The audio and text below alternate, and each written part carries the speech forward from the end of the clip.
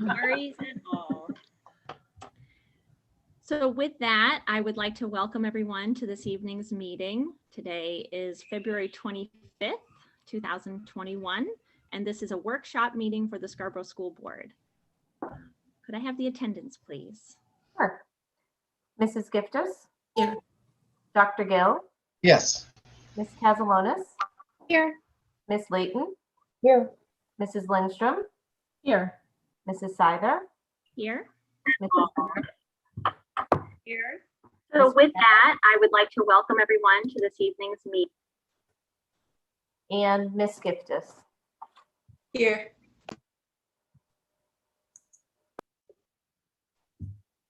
Did you say my name? I couldn't hear you. There was like other noise.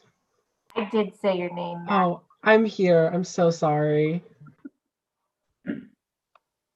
No worries at all. We're having a little bit of technical difficulty all around tonight. Can everyone hear me okay now? I heard the reverb, but okay. Please join me for the Pledge of Allegiance.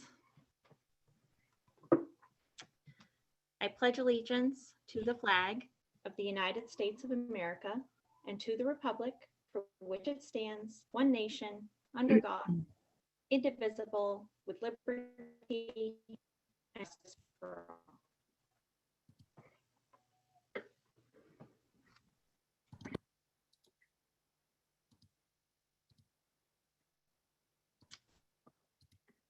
Okay.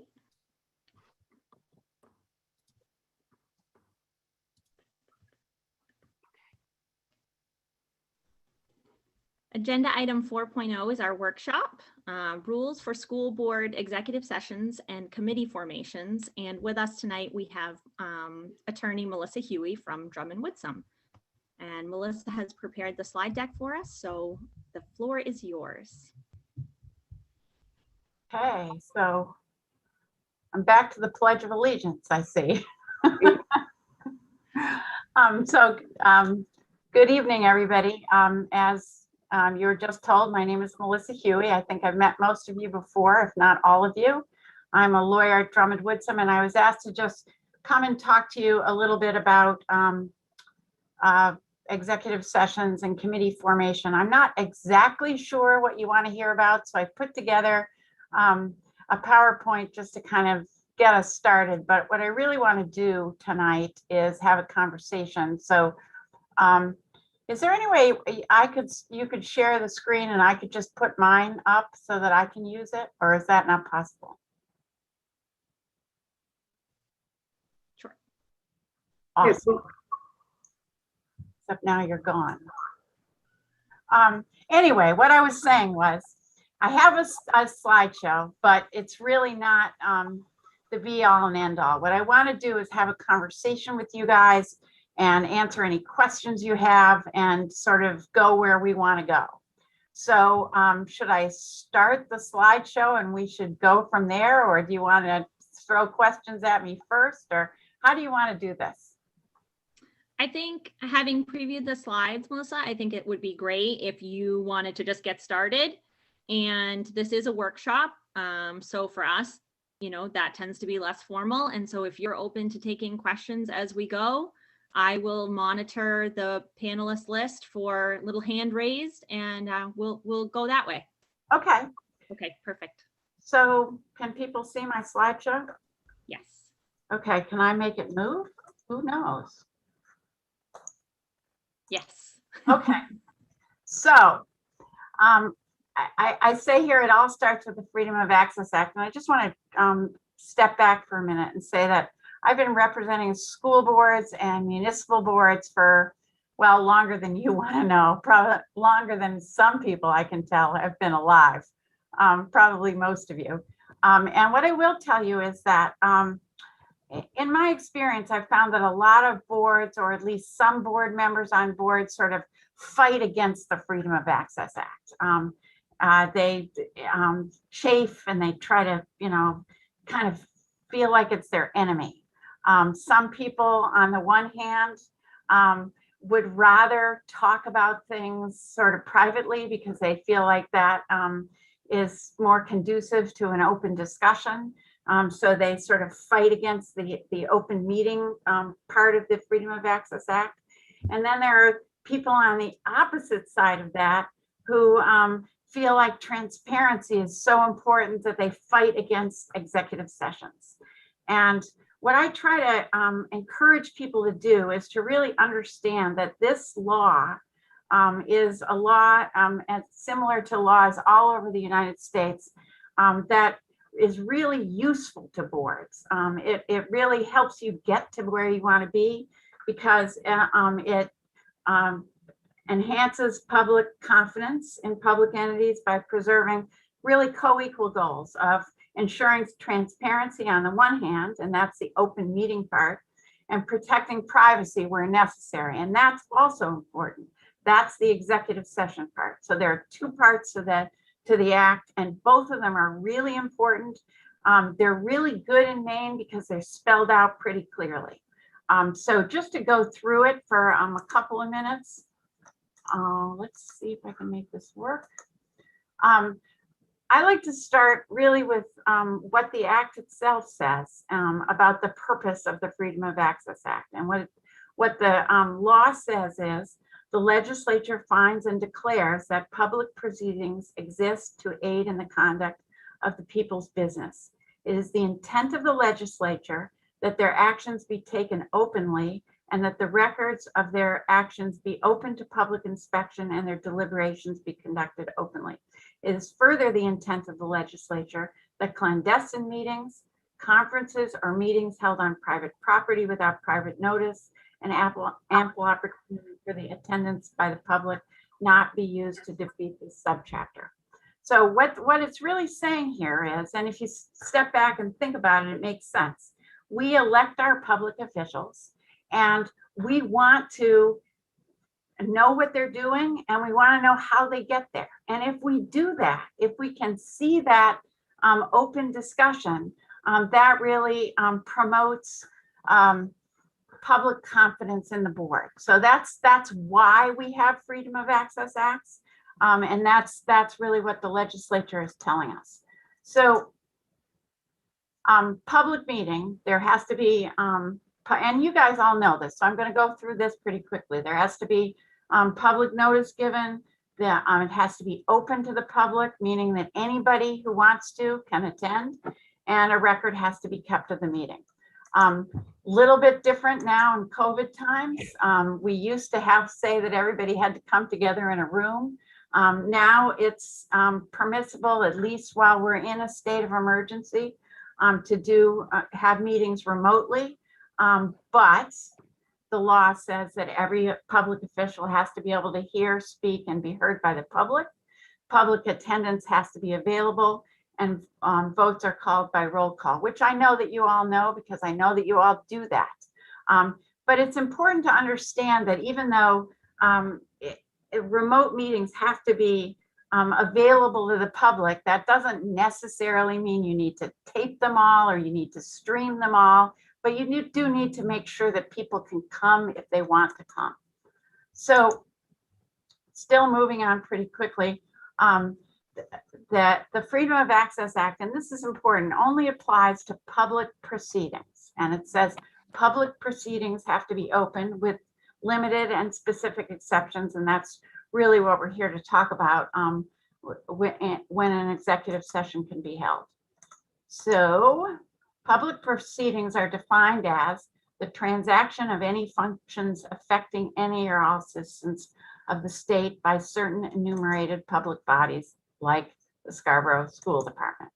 So that means that a meeting, you have to have a meeting, and it can be in person, it can be over the internet, it can be by email, it can be any way that people communicate is defined in the law as a meeting. So that's number one, part of the statute. Number two is there has to be a quorum of the body because what they're talking about here is a meeting where you can transact public business. And you all know, because I think that you've recently heard from Eileen King at MSMA, that a school board can only act if it's together as a public body. So each of you individually can't act. When you're together, that's when you can transact business. So when we're talking about freedom of access, open meetings, we're talking about meetings of a quorum of the school committee. And then obviously the business is being transacted. So if you all want to get together at Diane Netto's house and celebrate, you know, St. Patrick's Day or something like that, that's fine, because you're not transacting public business. So it doesn't mean that people from the school board can't get together. They just can't transact public business when they're together as a quorum.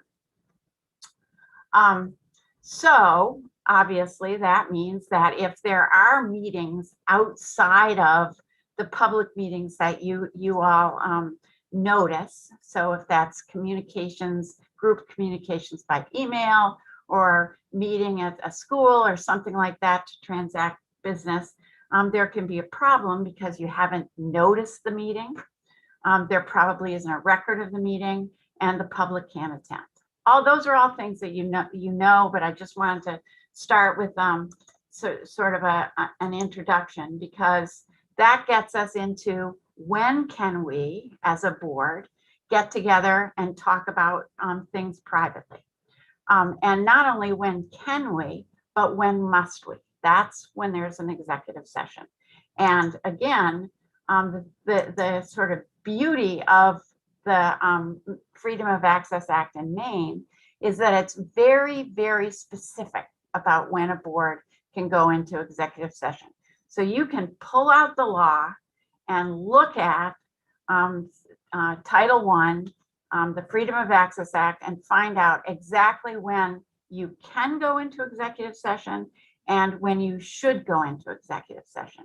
And you'll remember, and as we talk through the types of things that you're allowed to go into executive session for, that the purpose of this is really to protect privacy and protect the interests of people that would be prejudiced if it's out in the public.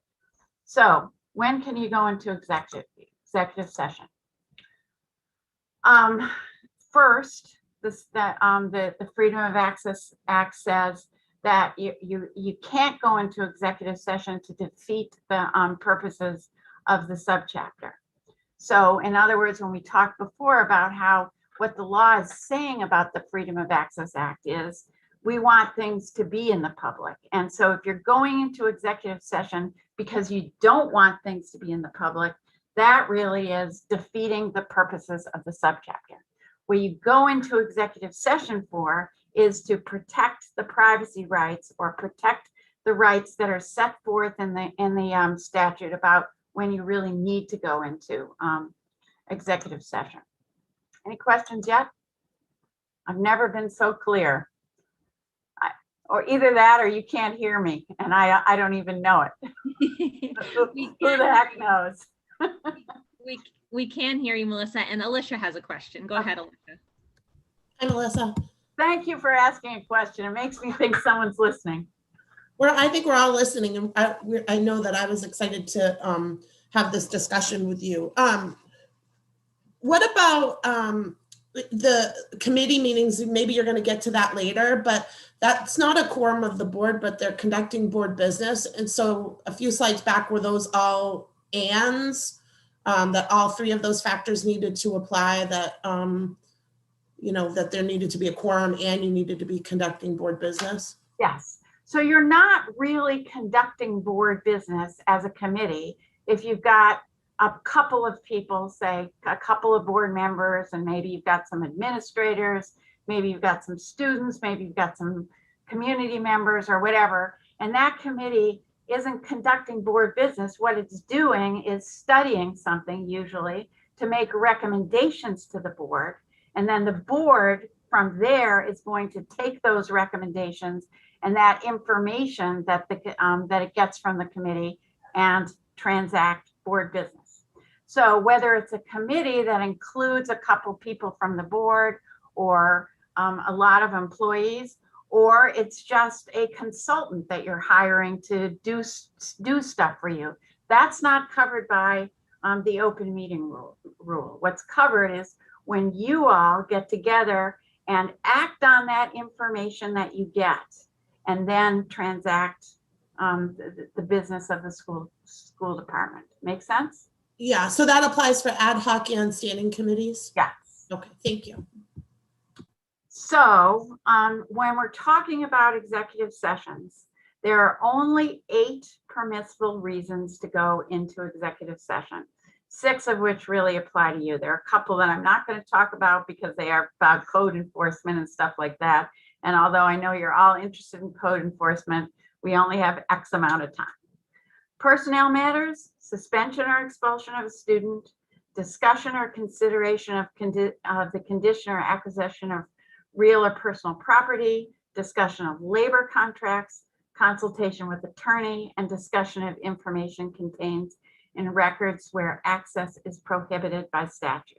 So the last thing, access is prohibited by statute. That 20A 6101 prohibits disclosure of personnel documents. So that could be one personnel records. So that could be one reason if you're talking about things that are in personnel records. And then FERPA prohibits disclosure of student records. So those are usually the 2 kinds of records that are prohibited. If you want to go into executive session and it's not one of those 6 enumerated reasons, you probably can't do it. So it's really important to keep this list in mind. That's number 1. Number 2 is, and we'll talk about this in a little bit more detail, in each one of these, and I will say that there's a red number on personnel only because it came out red. It's not because it's like super important. But each one of these has specific reasons that you have to, that you can and should go into executive session. And if all those reasons aren't there, you still can't go in. So let's talk first about personnel matters, because I think that's one of the reasons that you'll find yourself going into executive session more than many of the others. So what the statute says, 405-6A, you can go into executive session. And again, when I say you can, I will tell you that you should, because this is for this particular provision of the Freedom of Access Act is meant for the protection of your employees.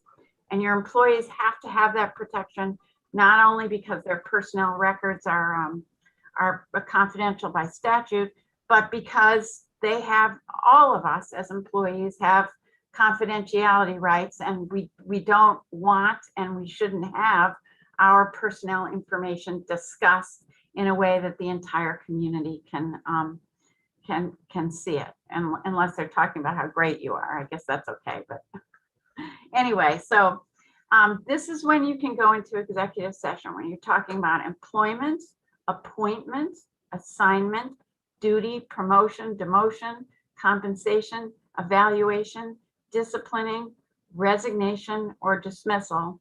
If, and this is all, you can only do it if you think that a public discussion might damage the reputation or invade the privacy of the person you're talking about. If there's a person who has been charged or investigated, that person has a right to be at the meeting, as does the person who's made the complaint. And that's something that people often get confused about, because it is not the rule that every time you're talking about a personnel matter, the person you're talking about has a right to be there. It is only the rule that that person has the right to be there if they've been charged or investigated. So there are times when you can go into executive session to discuss a personnel matter, and that person does not have a right to be there.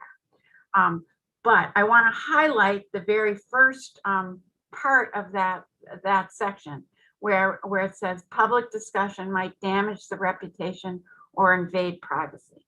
Because what that's telling us, and this is really clear in the case law, is that every time you're talking about something that has a connection to personnel, does not give you the right, does not give you the obligation to go into an executive session.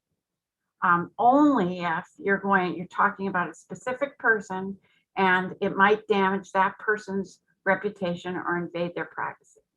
So let me give you an example of what I mean about that.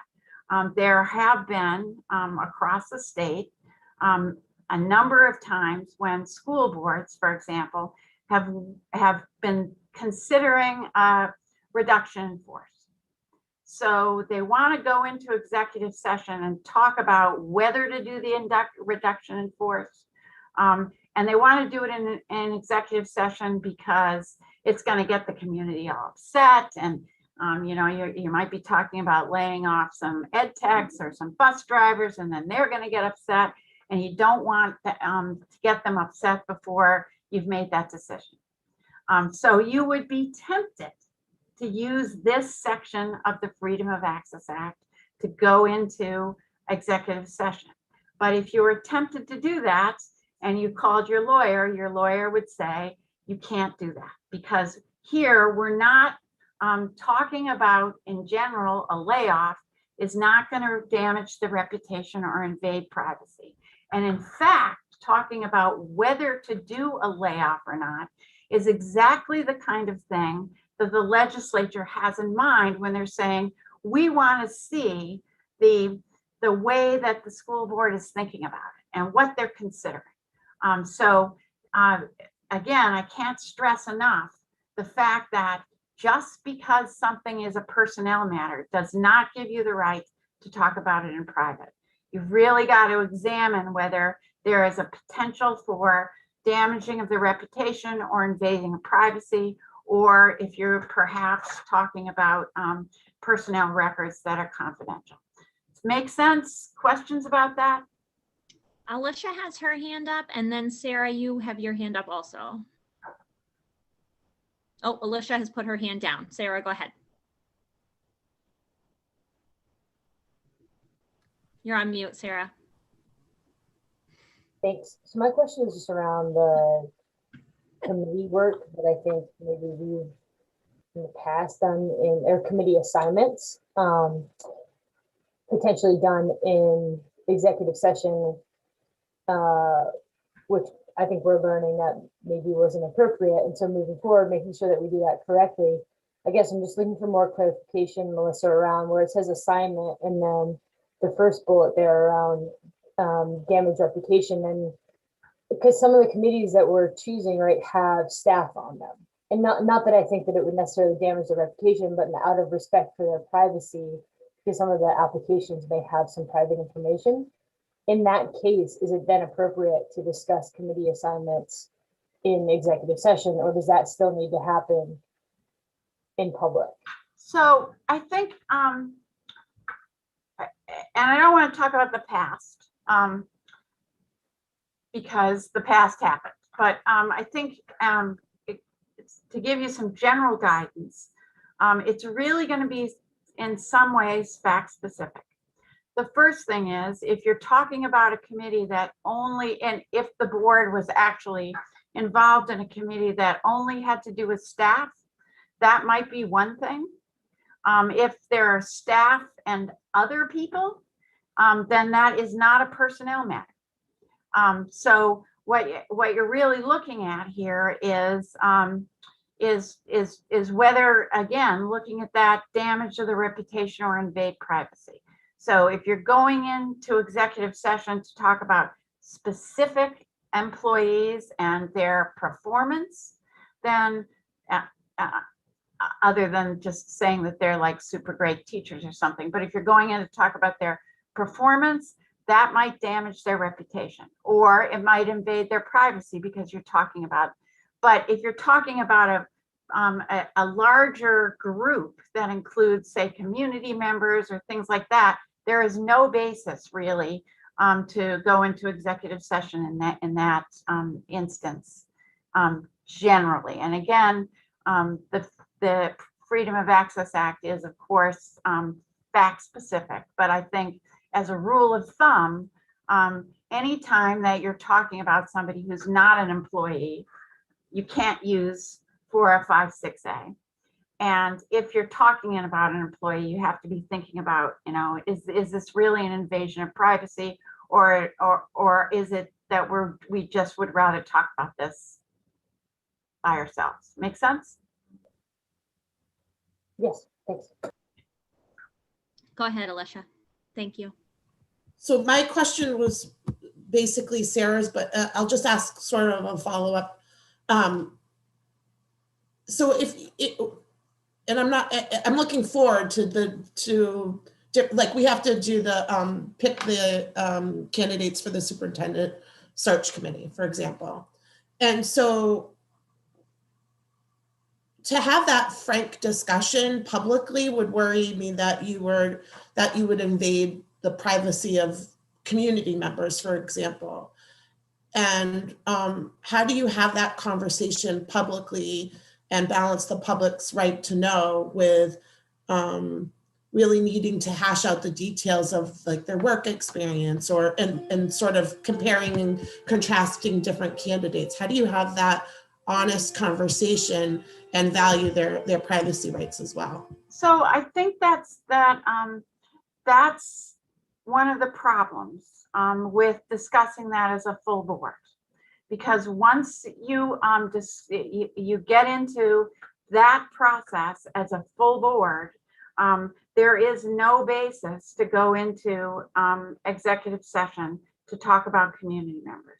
So one way to get around that is to have a smaller group so that you're not in the public the public proceeding section of the Freedom of Access Act, and then you don't have to have a public meeting. But I think that going into executive session to talk about members of the community would probably get you into, well, let's put it this way, go down a path that you don't want to go. I understand. Thank you. So we're good on employment related matters or something like that. So the next thing is expulsion, and we don't need to spend a lot of time with that. Expulsions are in executive session other than that the student, parent, and legal counsel are permitted to attend. The next section is acquisition of real and personal property.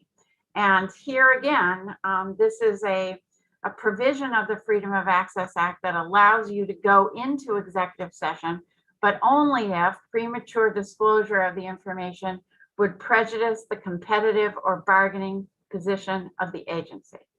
So anytime you want to talk about, I don't know, the condition of stuff or buying stuff, or should we, you know, buy the, what do you want to buy? The Westbrook field. Why not? And you're going to get together and talk about whether you want to buy the athletic field in Westbrook, but you're not talking about how much you're going to spend or things like that. Then it's probably not going to prejudice the competitive or bargaining position, and it's probably something that should be done in public. But on the other hand, if you're talking about how much you're going to pay, let's start with 100,000, but we'll go up to $1 million or something like that.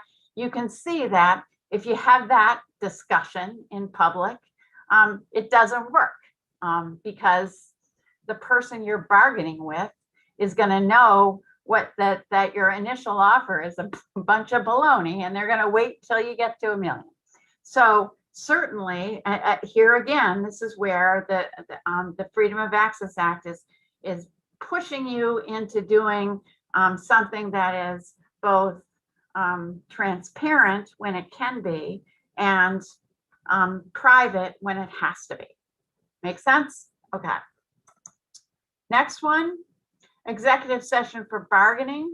You probably all know that already. And bargaining is like, it's not like buying a piece of property, but it's the same kind of negotiation thing with that can't get out, or it's not effective unless, and the Freedom of Access Act does say that both parties can say, we'll negotiate in public. May or may not happen occasionally, but usually those, when you're updated on your bargaining situation by your bargaining committee or your lawyer or any, or some of each, that's going to be an executive session. Next is legal advice. A public body may consult with the attorney in executive session, and this is important because you really have to be consulting with your attorney. You can't just go into executive session and talk about legal matters and call that legal advice. Unfortunately, or maybe fortunately for our job security, you don't get a privilege unless the lawyer's actually there. So if you're talking about the legal rights and duties of the body, pending or contemplated litigation, settlement offer, attorney-client communications, and matters where premature public knowledge would clearly provide a substantial disadvantage to the public body.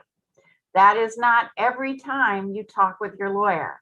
It is only in those specific times. And we're used to a sort of broad definition of the attorney-client communication in real life with respect to public bodies. It's pretty limited. But if you're going to have a lawyer there, they're going to know whether they should be in executive session or not. So that's the next one, and I think we're almost to the end. Yes. So that's it. If you're not in one of those 6 enumerated situations, then there is simply no basis in the Freedom of Access Act to go into executive session. And so anytime that you're putting executive session on your agenda, you know that you have to cite the statutory source. And you know that you're going to have to find one of those 6 reasons in order to go into executive session. Questions? Okay. Alicia, go ahead. Thank you. So the statute is really based on the public's right to know the information.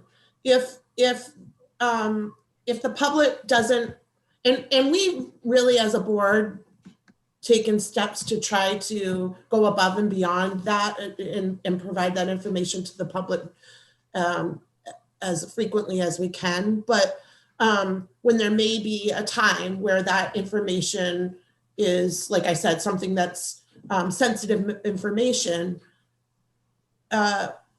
does that change the inquiry in terms of the public's right to know that information, like how a decision is made, or if it occurred in a non-public setting, so like a committee meeting, for example?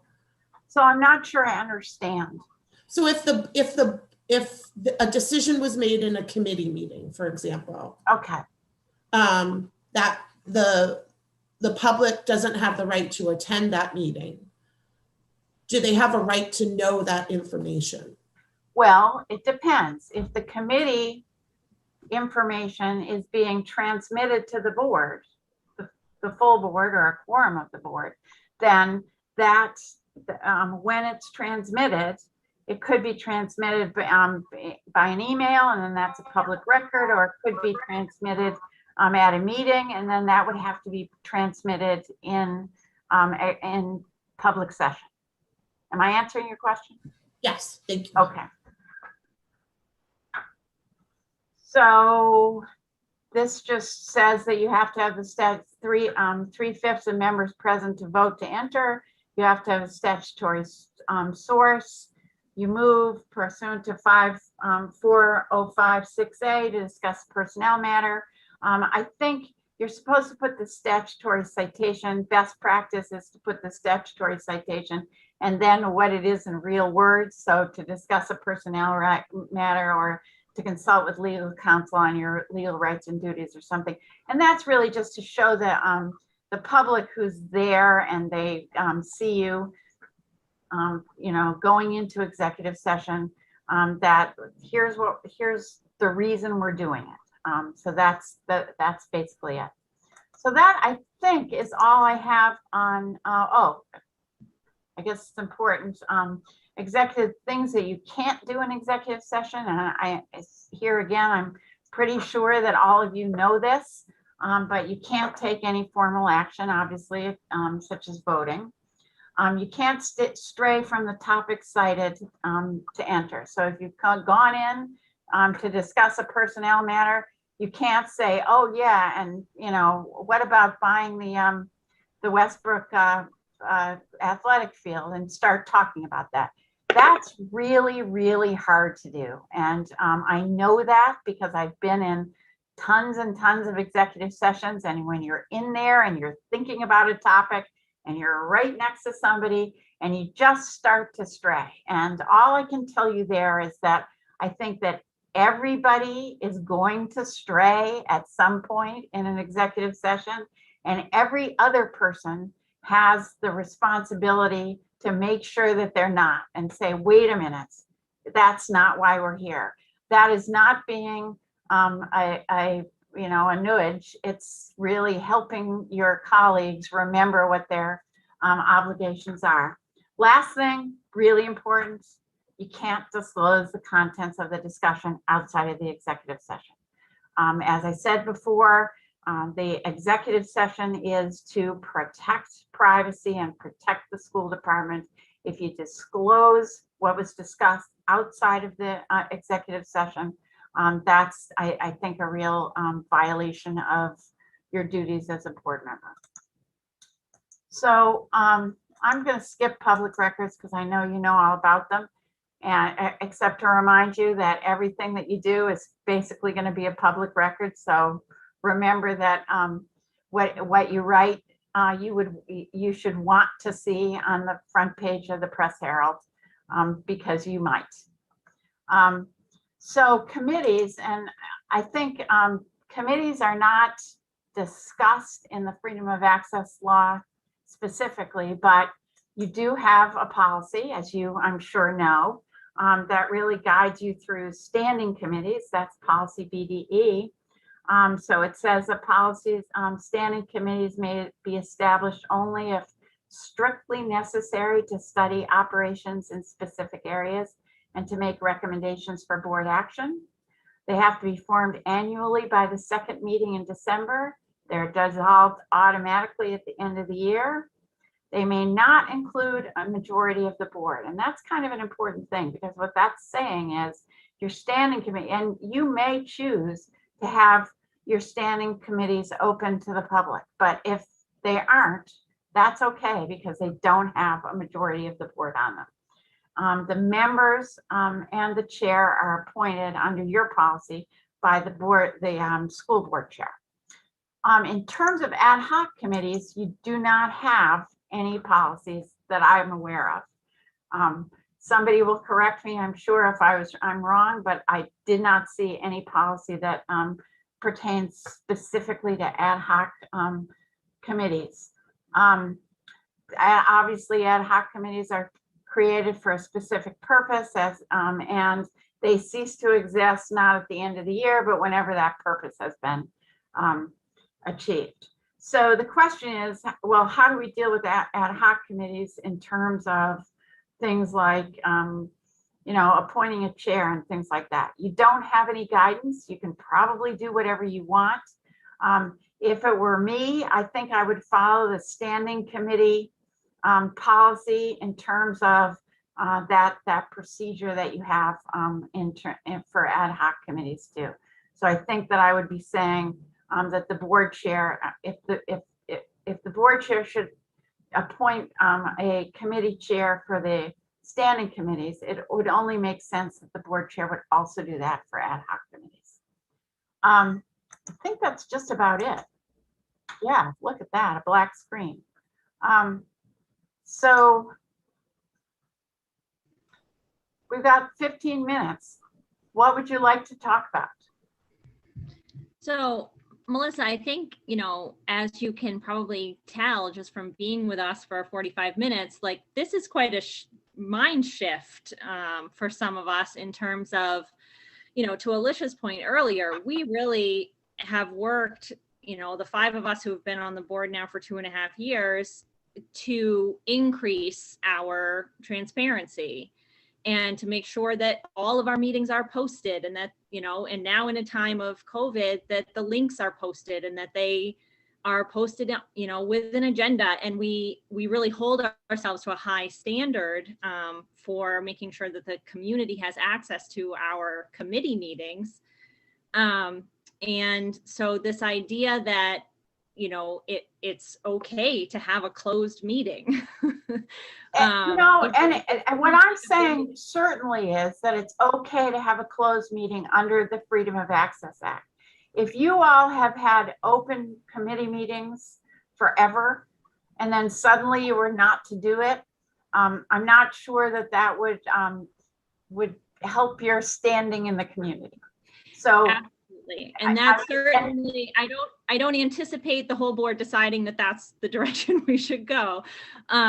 More just that for, you know, I think for me personally, the idea that we can have a discussion about a committee makeup and not have that be a public meeting. But that's the important thing there is, as a full board, you just cannot do that. You can't.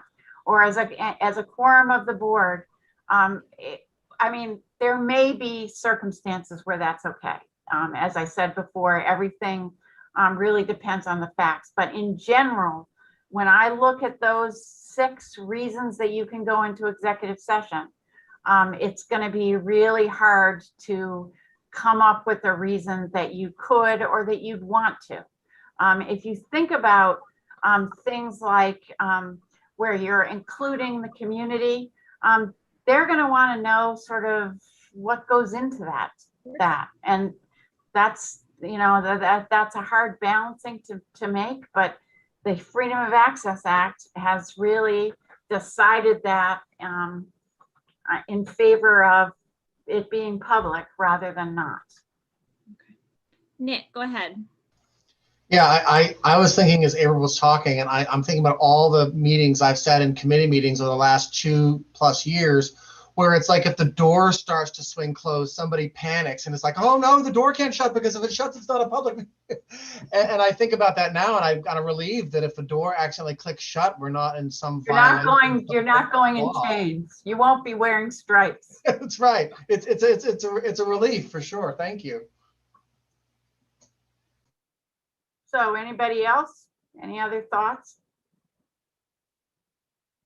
I think, I guess I would just say again, in closing, that if you are really working hard to be transparent. And I think that that's a really, really important thing, because I think that when the public sees that you're not trying to hide anything, and here's how we think about things, and here's what we're doing and why we're doing it, that gives them so much more confidence in what you're doing and why you're doing it. And so, as I said before, you shouldn't fight against the Freedom of Access Act. You should use it as a reminder. I mean, sometimes I tell people, take out that first page that says, here's what we want to do, and just remind yourself, this is what the legislature has told us. And this makes sense. It's not something that Maine came up with last year because they didn't have anything else to do. It's going on, it's all over the country. It's been here forever. And the reason it's been here forever is because it works. People who see you guys working together and talking together and thinking together say, hey, you know, they know what they're doing. And when they say, hey, they know what you're doing, that's when you really get the confidence from the public that you want to get. On the flip side, you have obviously obligations to your employees to make sure that you're not smearing them in public if there are issues. So I think it's just really important. I think it's really important when you're putting together an agenda to just sit down and think about that. If there's an executive session, and sometimes there has to be, you're making sure that it should be there and there's a good reason for it. And that's basically it. Thanks, Melissa. Max, you have a question. Yeah, thank you. You might have mentioned this in the presentation. I don't think you did, but we had talked about at our board seminar having students on committees. What would that look like? So if you mean any old students or Like you student as, representatives. so if you're a student representative, I don't think you're a voting member. Is that right? No, like I have an informal vote. Yeah. So I think that you wouldn't count towards the quorum. Okay. So I think it would look like you go into a committee member and there you are.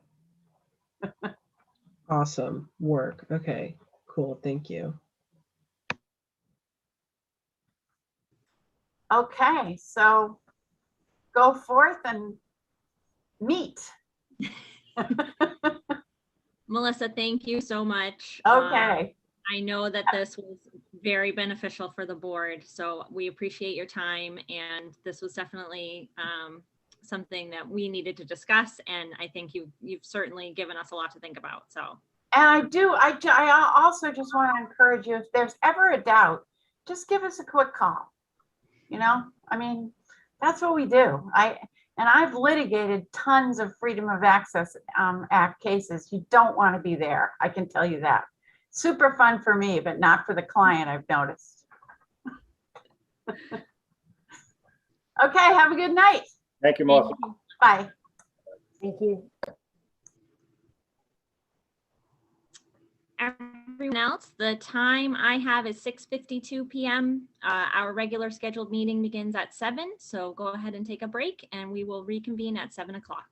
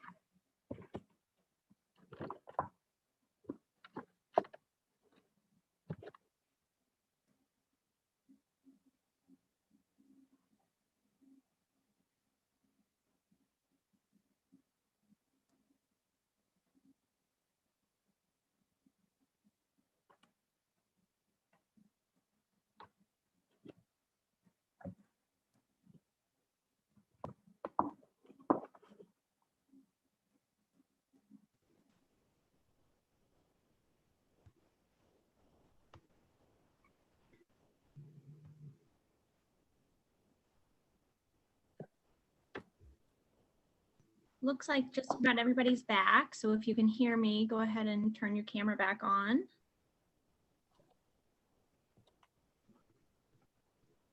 Excellent.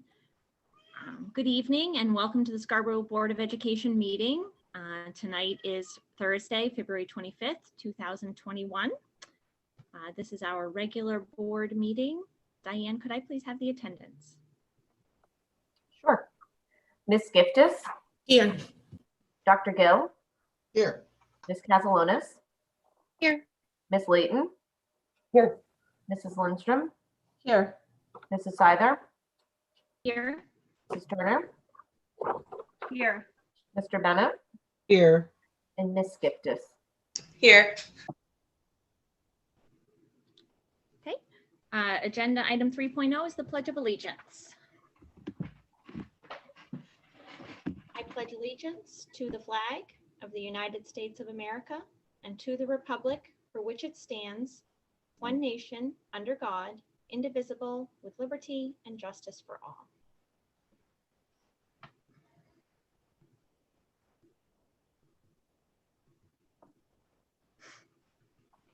Agenda item 4.0 is adjustments to the agenda. Are there any adjustments to the agenda this evening? Okay, seeing none. Agenda item 5.0 is public comment on agenda items. Typically at this point, typically at this point in the meeting, I would offer up public comment on agenda items and I scan the list of attendees.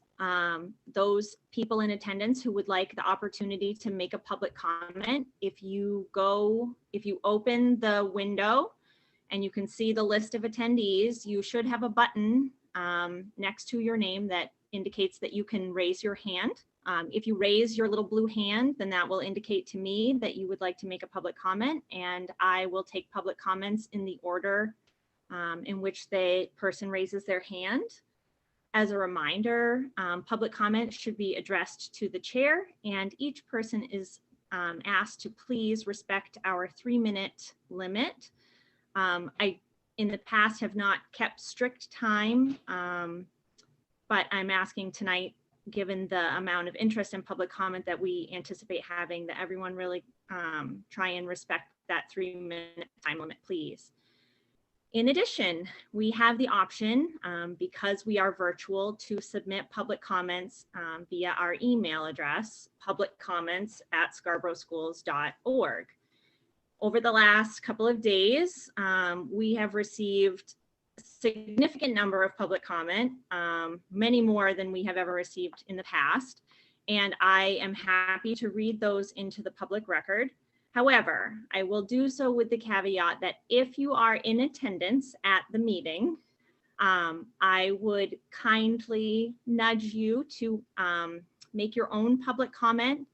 I think it loses a little bit of its oomph coming from a reader as opposed to straight from the person who we know wants to share their thoughts and opinions with the board. In order to break up public comment a little bit, in terms of me just sitting here reading emails to everyone, I'm going to go ahead and take a public comment. I'm going to read a few emails and then I'm going to take a public comment from the audience, and then I'll read a few more emails and then I'll take a public comment from the audience again, just to try and break it up. And then lastly, I'm going to turn my camera off while I'm reading other people's public comment. If for no other reason, then I think it's a little confusing if I'm sitting here and I'm on record having said a bunch of things that are not coming out of necessarily my mouth, even though I am the person who's reading them into the public record. Plus, some of the emails are small and I have to get really close to my computer. So with that said, I will go ahead and turn my camera off. I'm going to read 3 public comments and then I will come back and open it up to public comment for those who are in attendance. It looks like we have 12 emails that I will need to read into the public comment. So bear with me here.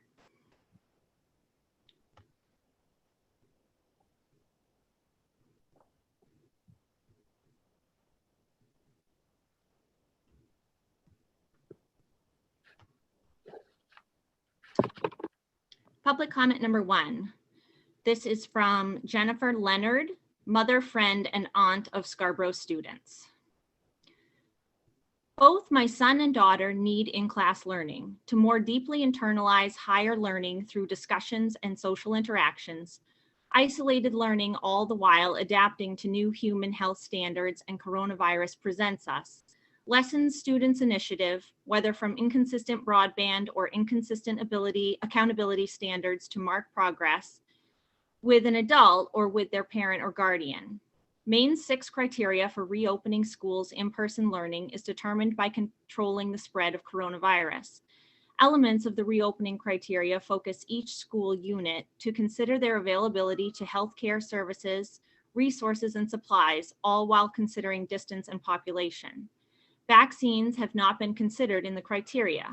At what point would Maine consider vaccinations in their framework for reopening and returning to in-person instruction if many school members volunteered to become vaccinated? Elements of diversity and inclusion are suggested in the 6 criteria in that there are heightened hygiene practices, in parentheses it says healthcare for all, personal protection requirements for everyone, parentheses anti-discrimination, and personal space boundaries are to be respected, acknowledging each individual's right to exist without threat of dominance, displacement, or disappearance by others around them, parentheses anti-hate. We are asking the Scarborough School Unit to envision becoming a catalyst with parents in becoming a more connected community while advocating for safe, modern, and equitable conditions for in-class learning that includes effective vaccines. We cannot hesitate returning to in-person learning for students who need on-site resources to deepen their learning and understanding and maintain our social and mental health. So many items are worthy of comment today. The psychological impacts on our students from the shortages of isolated learning will become our community's future collateral damage. Please hear this as a petition calling out for a creative capital as shared owners of solutions between leaders, educators, students, and parents. Get our kids back in the classroom learning environments that include diverse applications of technology and safe socialization. And once again, that was Jennifer Leonard.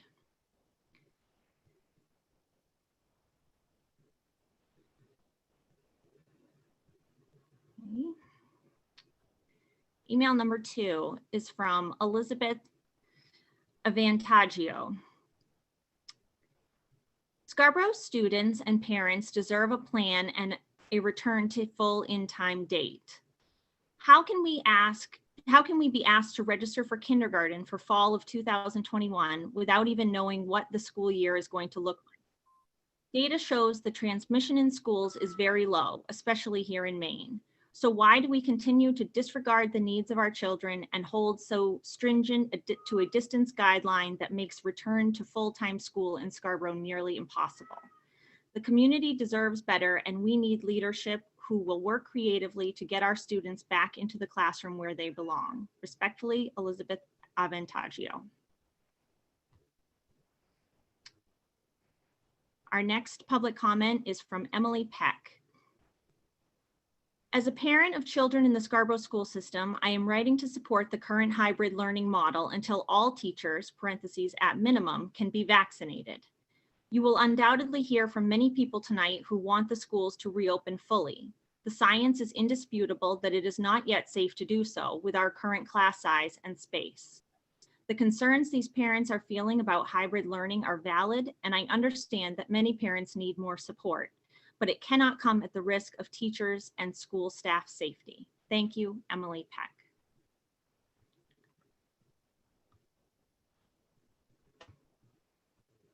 With that, I will open up to public comment. I'm going to go ahead and promote you, Crystal Ash Cuthbert. You were first.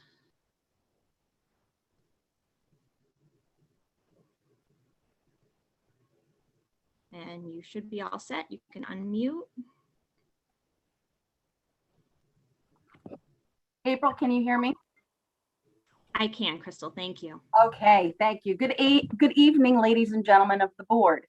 My name is Crystal Ash Cuthbert. I'm a 5th grade teacher here in Scarborough and currently the president of the Scarborough Education Association. Thank you for the opportunity to address the board this evening. I'm speaking tonight with one voice, but it is a voice that represents many. On tonight's agenda is an item entitled Return to School Planning, which I found strange as there's already a plan in place.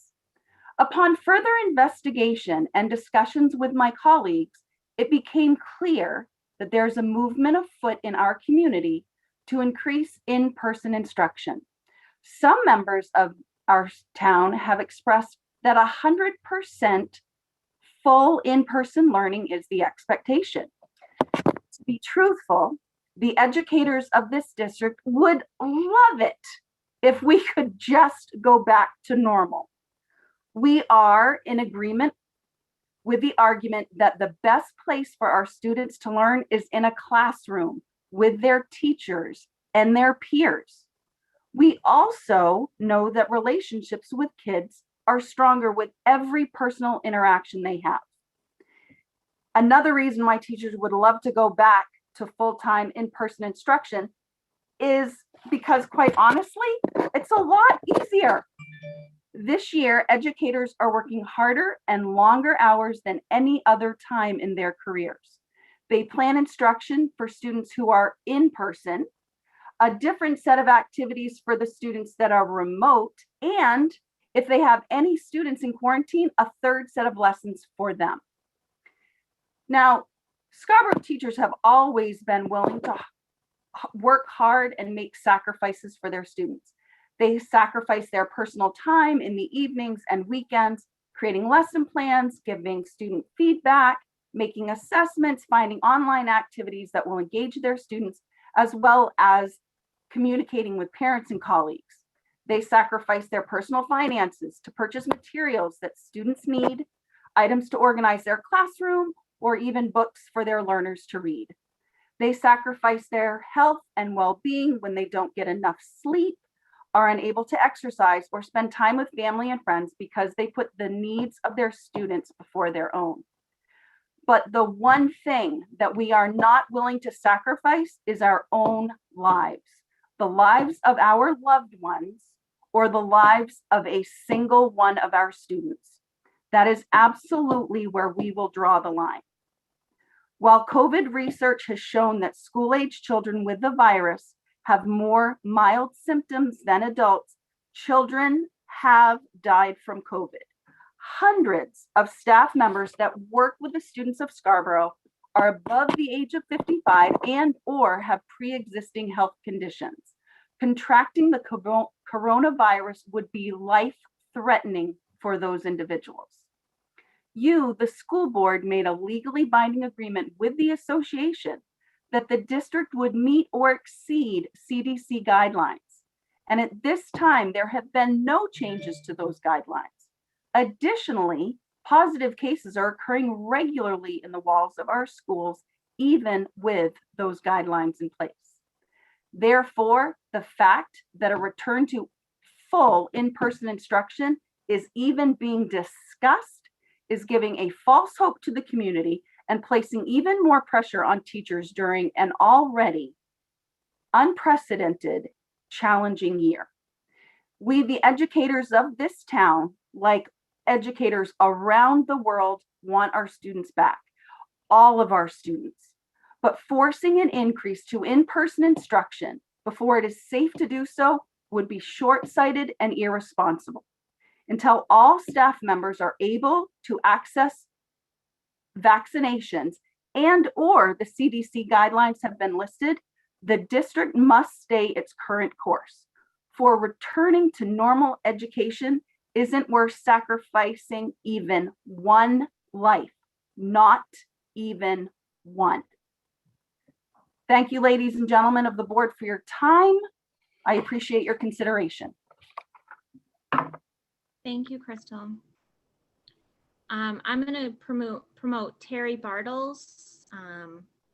As soon as you're in, you may unmute yourself and begin your public comment. And after Terry, I'm going to go ahead and read a few more emails into the public record.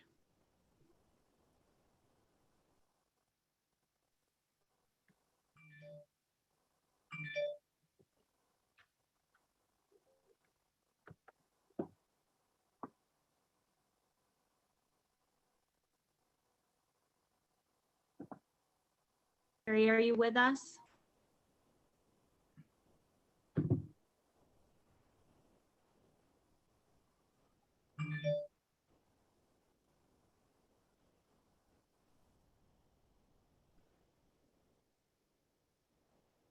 Oh.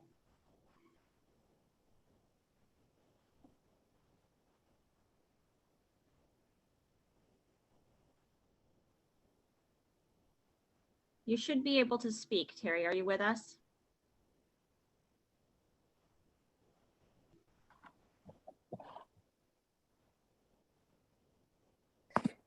I didn't sign up to speak. Oh, okay. Your hand was raised. I Oh, apologize. I'm so sorry. I'm No so problem. sorry. I'm so embarrassed.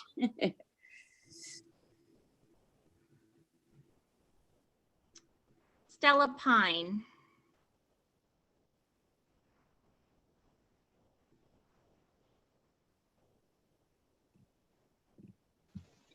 Hello. Hi, can you hear me?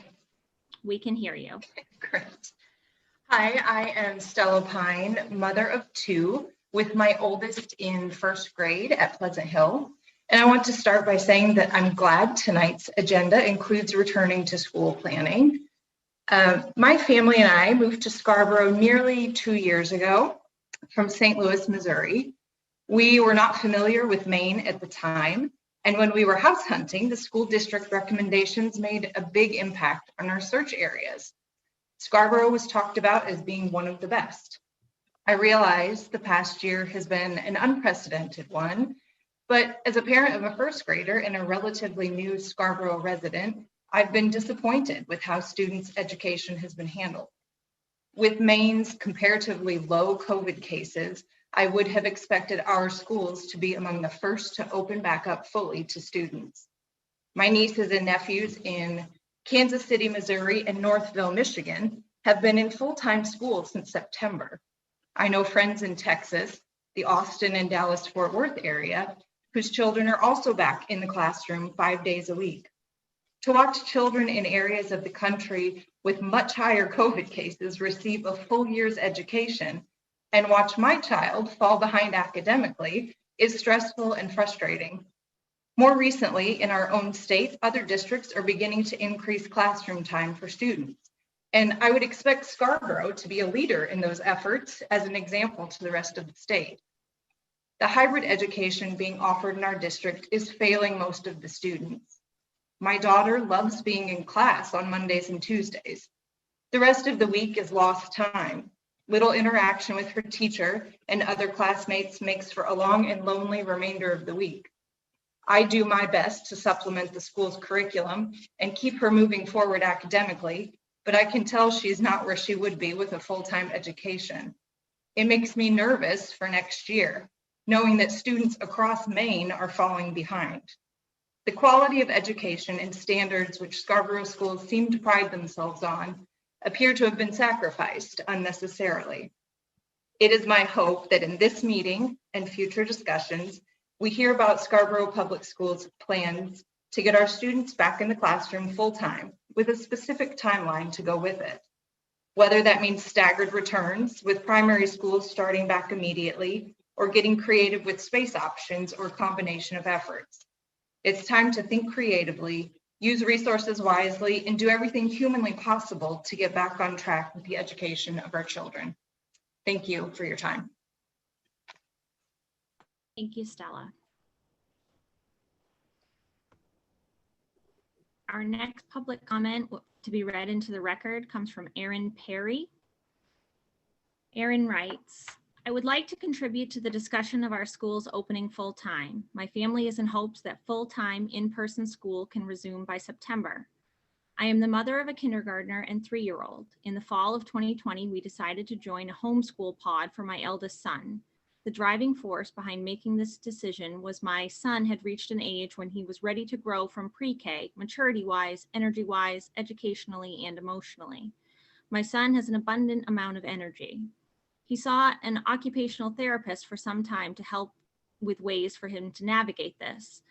He loves to learn. He loves to move his body. He loves projects and group activities.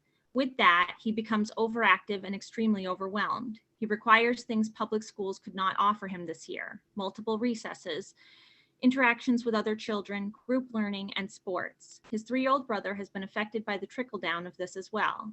He was unable to join nursery school this year at his daycare because the daycare canceled that program, including pre-K, to accommodate older children for remote learning. Parentheses, on a side note, it may be worth looking into pre-K programs in Scarborough. They have made it work with 18 plus kids, masks without outbreaks occurring, close parentheses. When my son ended pre-K abruptly last year, he joined a Zoom Zumba class and a social gathering with his former classmates. He hid behind the computer, cried, and flat out said, "I'm never doing that again." Following my pediatrician's advice and the countless literature available, both clearly state the damage technology and screens have on young children. Since both my kids were babies, we followed experts' advice on keeping almost all screen time to none or very little. We do not own tablets or iPads. We do not have a family computer. We are not allowed to play with our phones. I was not surprised by his refusal when this foreign base of communication was presented to him. It is flat out not age appropriate. As a fitness professional, the amount of obesity and injuries I see from sedentary lifestyles is overwhelming. Add a stay-at-home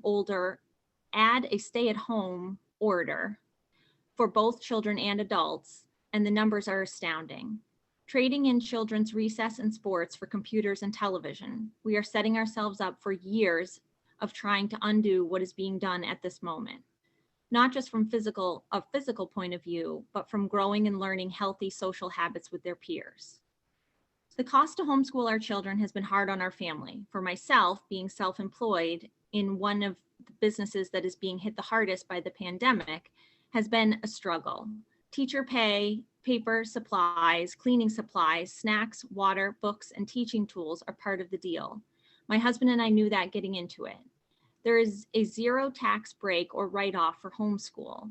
Imagine the shock and disappointment when I read last week Scarborough is considering another tax increase.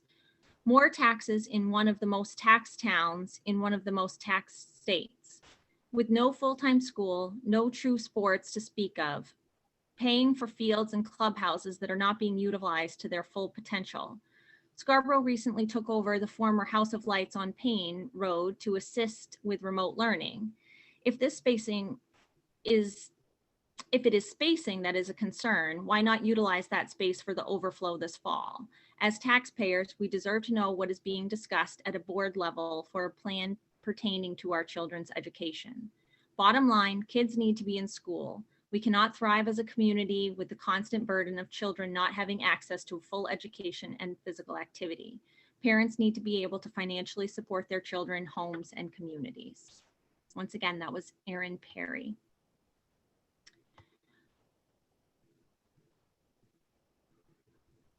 Maura and Paul Reminga. Sorry about that. Maura and Paul Reminga. Dear Board of Education, I share our perspective in hopes that it sheds some light on one of the many ways parents are making it work this year. My daughter is in kindergarten and my son is in pre-K. This past year, we collaborated with 4 other families here in Scarborough and started a kindergarten homeschool pod and unenrolled our kindergartners from public school. For us, this has been the best case scenario given the pandemic to ensure that our daughter would experience 5 days a week in-person learning with an in-person kindergarten teacher. It is important to us that her early learning experiences are nurturing, positive, and age appropriate. We never would have anticipated doing anything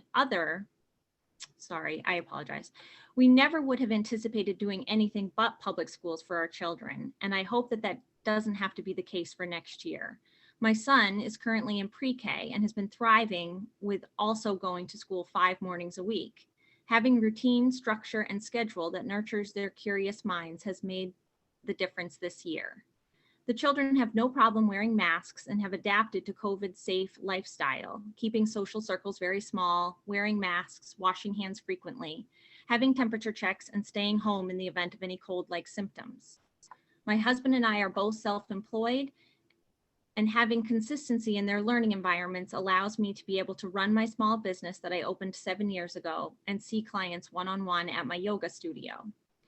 I recognize that it is no small feat how teachers and school administration have adapted and done an excellent job to continue to make learning nurturing and positive.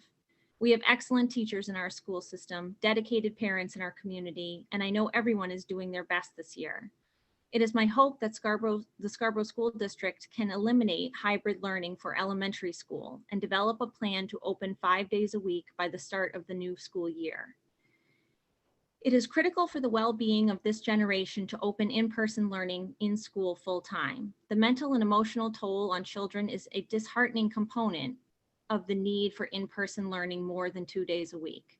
I greatly feel for this generation of parents, primarily mothers, who have left the workforce or been forced to reduce their work hours in order to support remote learning. This fall, my son will be entering kindergarten and my daughter will enter 1st grade. It would be a huge financial burden if we had to line up homeschool pods for both of our school-aged children and childcare for my 1-year-old baby in order for me to be able to run my business.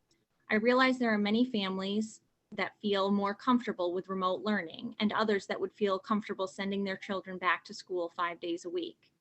It may be time for another survey, and if the options were 100% remote with a dedicated teacher or 100% in person with a dedicated teacher, we would have a good starting point for planning purposes to meet these needs. If space is the biggest constraint, then it may be time to consider alternate spaces to hold classes. Perhaps a phased approach to in-person learning is needed for the whole district.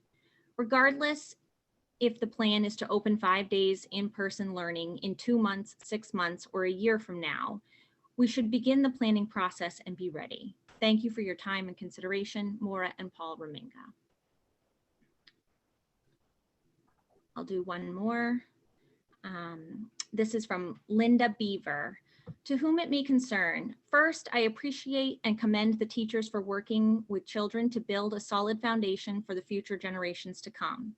Unexpectedly, the impact of COVID has created challenges, uncertainty, and at the time, the need to pivot and move the children to a remote environment to keep them safe and healthy was a great one. However, I have seen personally firsthand the direct result with my grandchildren, 8 and 6 years old, who are within the Scarborough school system. The social isolation, lack of routine, and guidance for them is detrimental to their mental health, and I don't believe we will see a total emotional impact until years later. The increased anxiety at the household level has disrupted family and work routines. I have witnessed both grandchildren become very frustrated and upset quickly and will lose focus. They give up more easily at home. However, if they were in a classroom, the teachers are the professionals and have the training to move them forward with an optimistic approach. As you know, the majority are dual working parents. So add in kids working at home and it's not long-term it is not sustainable. I know many parents, including my daughter, whom are struggling and lose their patience dealing with their kids who appear to want to give up. In my opinion, it is time to implement full-time classroom learning and back to the quote unquote norm they long ago strived in. Lastly, our teachers are the experts at teaching our children, not the parents who selected other careers. Our health is most important. However, it is essential to get the kids back in the classroom safely. Thank you for reading my thoughts and for advocating for a quick resolution. Stay healthy and safe, Linda Beaver.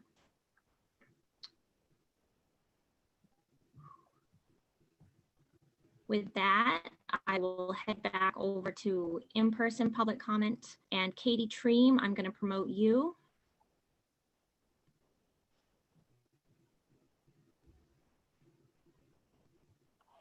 Hi there. Can you hear me? We can hear you. Okay, great. Thank you so much for allowing us to speak tonight. I just wanted to speak. I'm a mother of 2 school-age children, a kindergartner and a 3rd grader in the Scarborough school system. And while I am, obviously feeling the pandemic in ways like everybody else is, and I am in favor of the kids going back as best and as full-time and as safely as they can, I also don't feel that it is my choice or my right to ask teachers who have already done so much for this school there and have gone above and beyond to do things. I don't feel that it's my right to ask them to risk their lives to go do anything like this. So while I see both sides of the story here, what my recommendation for the school board would be tonight is to work with local and state officials to really help get these teachers vaccinated, because I think that's probably a very safe first step, which we're all looking for steps, to kind of get these kids back into school due to, physical, social, emotional things that are going on in their lives. And I think the vaccination for these teachers would help protect them, which then would help obviously with our kids in those schools. So that would be my recommendation for the school board tonight to really consider that and really make a push for that, because I think that's a great first step for the school to get back to full time. Thank you. Thank you, Katie. I apologize for people who are raising their hands. I thought that they would stay in the order that they were raised, but as more people are raising their hands, the order on my screen is getting shuffled. So I apologize if you've been waiting. Amber Hoxa, I'm going to go ahead and promote you, and then I'll do a couple more emails.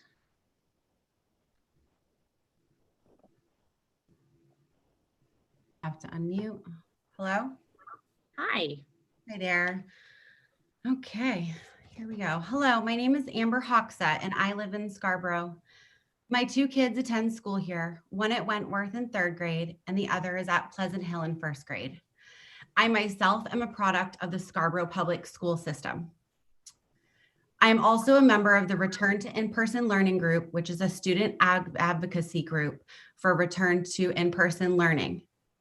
I am here to be a voice for my young kids who are too young to speak for themselves in this format right now. They miss their old friends. They miss meeting new friends. They miss having a routine schedule. They miss learning full time and they miss their school. Every day seems to blur from one into another. I find myself feeling hopeless, but keep trying to put on a brave face every day when we sit down to do our schoolwork. When I help them with their work, it is typically a long, drawn-out process that includes multiple bathroom breaks, every excuse in the book, and sometimes tears. Little kids aren't meant to be tied to a screen. They need to be in school 5 days a week where they can grow and learn how to build relationships with people from outside of their immediate household. I worry that all of our kids are falling behind mentally and educationally. I worry about kids in abusive homes. I worry about kids who rely on school for food. I am worried that there is currently no plan in place to get the kids back right now after teachers get vaccinated in Scarborough. I must admit, this is my first Board of Education meeting. I just always assumed that the town and the administrators, teachers, and the board were always regularly meeting, or some task force basically was always meeting regularly just to develop a return to school plan, whatever date or month you choose, right? So I also understand that this past year has been a challenging one. It's been crazy and it's been a hard extra workload for teachers and for everyone involved in the process. But now it's time to plan to get our kids back in school. As an event planner, I can speak from a professional nature that when you plan for success. And that planning can be done as far in advance as you want. The further in advance we plan, chances are when it goes live, things will go more smoothly. Why is there no task force regularly meeting to discuss the return? If teachers get vaccinated in spring, when exactly can we go back to school? I had to close my marketing consulting business as a necessity to take care of my kids. I have been doing this for a year now. I want to return to work and let my kids have the education that they deserve. I am by no means a primary school teacher, nor did I study to administer lessons to kids. As a Scarborough taxpayer, I live here with the intention to send my kids to school here 5 days a week. I know what type of education they are missing out on because I went through some of the same buildings, and in some cases, I had the same amazing teachers that they're getting. The return to school in Scarborough needs to become an existing option. It needs to become a topic. It needs to get talked about, and it needs to get planned. Thank you so much for your time. I really appreciate it. Thank you, Amber.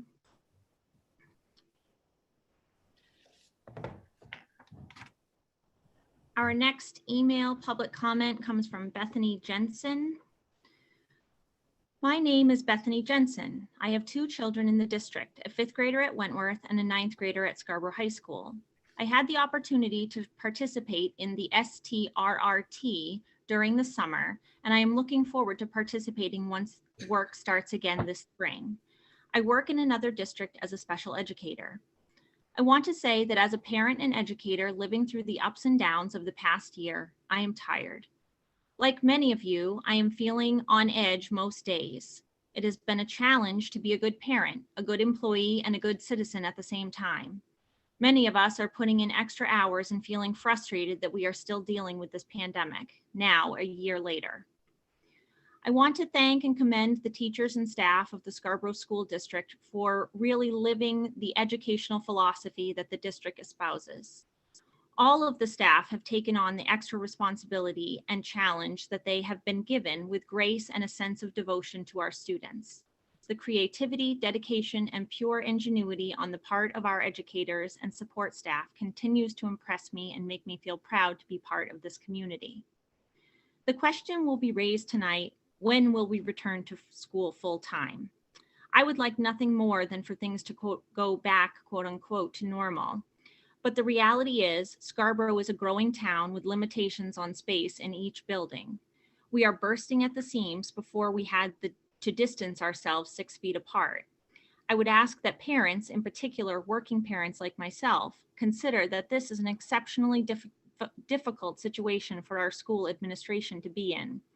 No decision is made lightly, and there are pros and cons to each decision made. I would urge you to continue to be kind and respectful of our teachers and staff who face uncertainty every day and who are doing their best to support and educate our children, while many of them have their own families to care for and support. Nothing about this is ideal. We are all frustrated. We are all sick of being stuck in our bubbles. I would say, though, during this challenging time, that I am thankful to be part of this community. Scarborough has and continues to come together to support one another and to support our schools, which are truly the heart and soul of this great community. Let's keep up the good work. Thank you for your time. Be well and stay safe. Sincerely, Bethany Jensen. Our next public comment via email comes from Christian Glendening. Dear Board, I again want to share my voice as you meet tonight. I am a single parent with 14, 11, and 7-year-old children in the school system. I am strongly encouraging the district to be leaders and to put the pressure on policymakers to get the children back into an engaged in-person school experience. There are arguments being made on both sides as to what to do, but we must align ourselves with the demands of the majority. I feel safe, my friends and family feel safe, my coworkers feel safe. The support is here to get our children back into school. Thank you, Christian Glendening. Our next public comment via email is from Winnie Lee. Dear Chair, I am Winnie Lee, a parent of 2 students in Scarborough schools, a member of the Return to In-Person Learning Advocacy Group in Scarborough. In regards to returning to school planning, we have many questions and some requests we hope you will address. Number 1, what is the specific criteria to be met to allow full-time in-person learning? Many parents are confused when CDC and DOE is mentioned without further details. Number 2, what are the barriers preventing full-time in-person schooling and plans for a resolution with a clear timetable? Number 3, consideration of phasing reopening beginning with 4 days of in-person learning. Number 4, form an advisory committee or reorganize STRRT that will work on a full-time reopening process to include at least 2 parent representatives. Number 5, present at the next board meeting how CRF and ESSER grant monies will be used to shift towards full-time in-person learning. Thank you, Winnie Lee. I will pop back over for some more public comment. Jenny Jubilis, I'm going to promote you, and then Jen Ladd, I'm going to promote you next.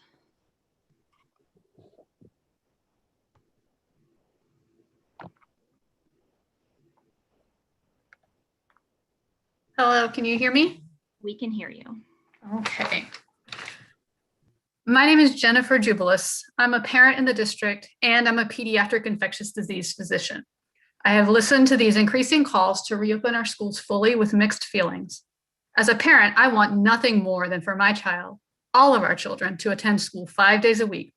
But as an infectious disease specialist, I understand the need to balance infection risk. I'm speaking not against school reopening, but for school safety, which has to be a top priority.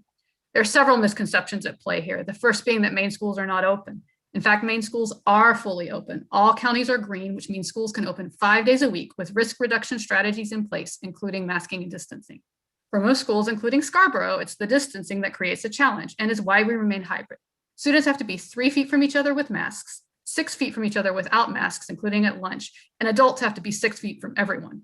I have heard calls to eliminate distancing requirements, and as an infectious disease expert, I cannot support that until we have additional data that this is safe. Effective COVID prevention requires layering of strategies. The second misconception is that children do not get sick from COVID. While it is true that hospitalizations and deaths for children are lower than adults, nationally, 271 pediatric patients have died of COVID over the past 12 months. That approaches 1 pediatric death every 36 hours, a significantly higher death rate than that of influenza. Furthermore, even mild infections have been linked to long-term complications, including inflammation of the heart. Public schools must be accessible and safe for all students, requiring all recommended strategies to be implemented. Finally, there's the belief that children cannot transmit COVID. There are multiple studies at this point showing low transmission within schools, but that is when masking and distancing, the layered strategies I spoke of, are implemented. Every single study looking at school safety has these mitigation strategies in place. And at this point, we just don't know what will happen if we remove one or both. New evidence just this week, however, describes clusters of infections among teachers and students and increased risk for teachers by as much as 2-fold in schools with suboptimal masking and distancing. Scarborough has done a phenomenal job implementing all the recommended steps in COVID prevention, and I commend our staff for the work that has gone into keeping our community safe. Our schools are safe because of our mitigation strategies, and we cannot sacrifice those in the absence of evidence. New CDC guidance provides support that opening schools in person is possible, even in areas of high community spread. With these strategies, 50% of children nationally have attended no in-person school since March, so we in Scarborough are lucky. This guidance allows us to get those kids into school, as Scarborough currently is. These guidelines, however, do not advocate for eliminating distancing or crowding classrooms, just the opposite. Until the science offers us more clarity, I don't think we should be playing Russian roulette with the lives of our children or teachers, randomly selecting which mitigation strategies to drop.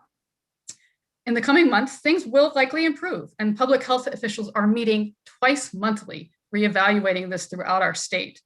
For now, I urge the schools to continue to follow the guidance, particularly around masks and social distancing, to keep our students, our staff, and our community healthy. Thank you for your time and your service.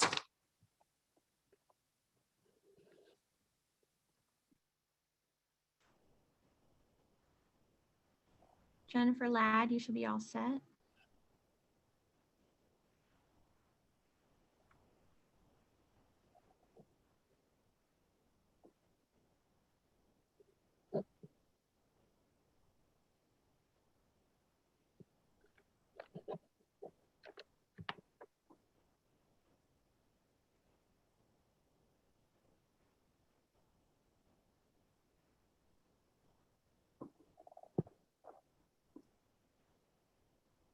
We should be able to hear you, Jennifer. Can you hear us?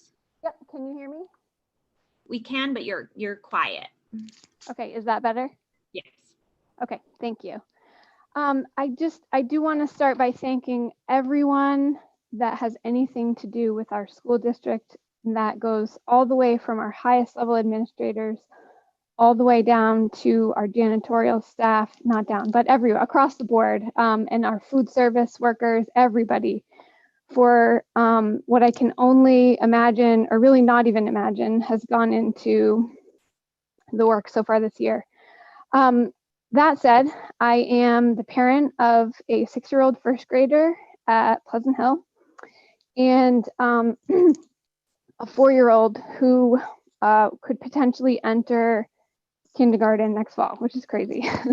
But so our 6-year-old has struggled incredibly this year and last spring with remote learning and, things like being highly distracted at home, being disinterested in school, tears, trying to forcefully have him sit down in front of a Chromebook to attend a class, and then just days missed when it just didn't work out. We've engaged private counseling because it was a service that we previously had used through the school and wasn't available to us this year at notable expense to our family. We're kind of making it work, but it's not optimal, and this is not the educational outcome that I was really that any of us were hoping for any of our kids. I know that, and teachers. So I asked him before this meeting what he wanted me to say to this group. And I'm sorry. He just said he wanted to go to school with his friends. That's all. That's it. And to be in person with his teacher. So I'm relaying that on his behalf. My daughter, we will not enroll her this fall in a program that's not fully in person. And we will likely not re-enroll my son because it's not been effective for any of us this year. And so that means we will have to either look at the significant expense of private education, which we did midway through this year, and expense aside, we were unable to find another option for him. Or we will have to move out of this district temporarily or permanently. None of those options are what I want, and I'm sure it's not what anybody else wants. So, that said, I understand so many of the requirements and statistics and all the things that you folks and everyone are weighing. But I just, plead with you that you will seek some creative options to work within the limitations that we have here. I made a very unscientific Facebook post earlier today, just seeing like what are other people in the state, what's their school experience. And here's what I found for other communities in our state that are in attendance 5 days a week. Blue Hill, Guilford, Freiburg, Dexter, Community Regional Charter School, Bangor, Dixfield, Skowhegan, Biddeford, Falmouth, Lisbon, Rangeley, 4 days a week in person, Winthrop, Pittsfield, Greenville, Falmouth. And then there's a handful of others that are 3 days a week or some sort of like modified schedule that doesn't include obviously all the private instruction, including my 4-year-old. So that's been difficult to explain why, she's 20 months younger than my son. Why can she go to school 5 days a week, full day, no mask, no distancing requirement, and yet he's experiencing something very different.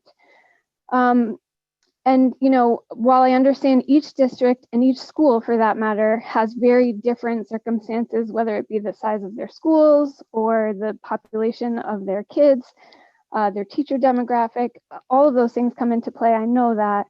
But, some of these places are able to put 13 and 16 kids in the classroom.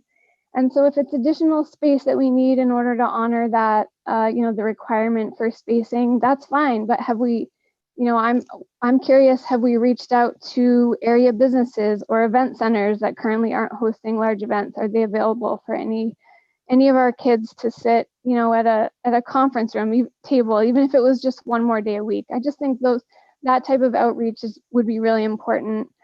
And lastly, I would just ask the board and anyone else involved in imagining how the rest of this year and next year's school year will go to reconsider how we define safety in our schools. So you've heard from almost every single person that it's important for us to return to school in a safe way.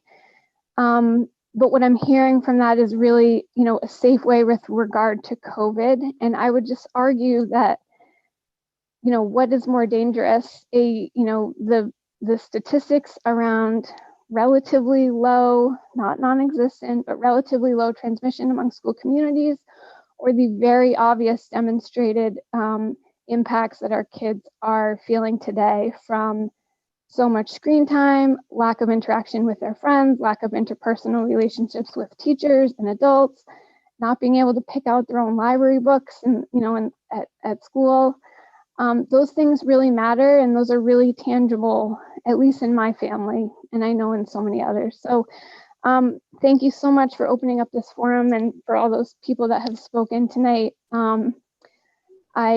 I'm again grateful for everything that this board has done to date, and I ask you from the bottom of my heart and for our whole community and these young kids who can't come here to speak on their own behalf tonight, please let's find a way to get them back into the type of education that they really do need. Thanks.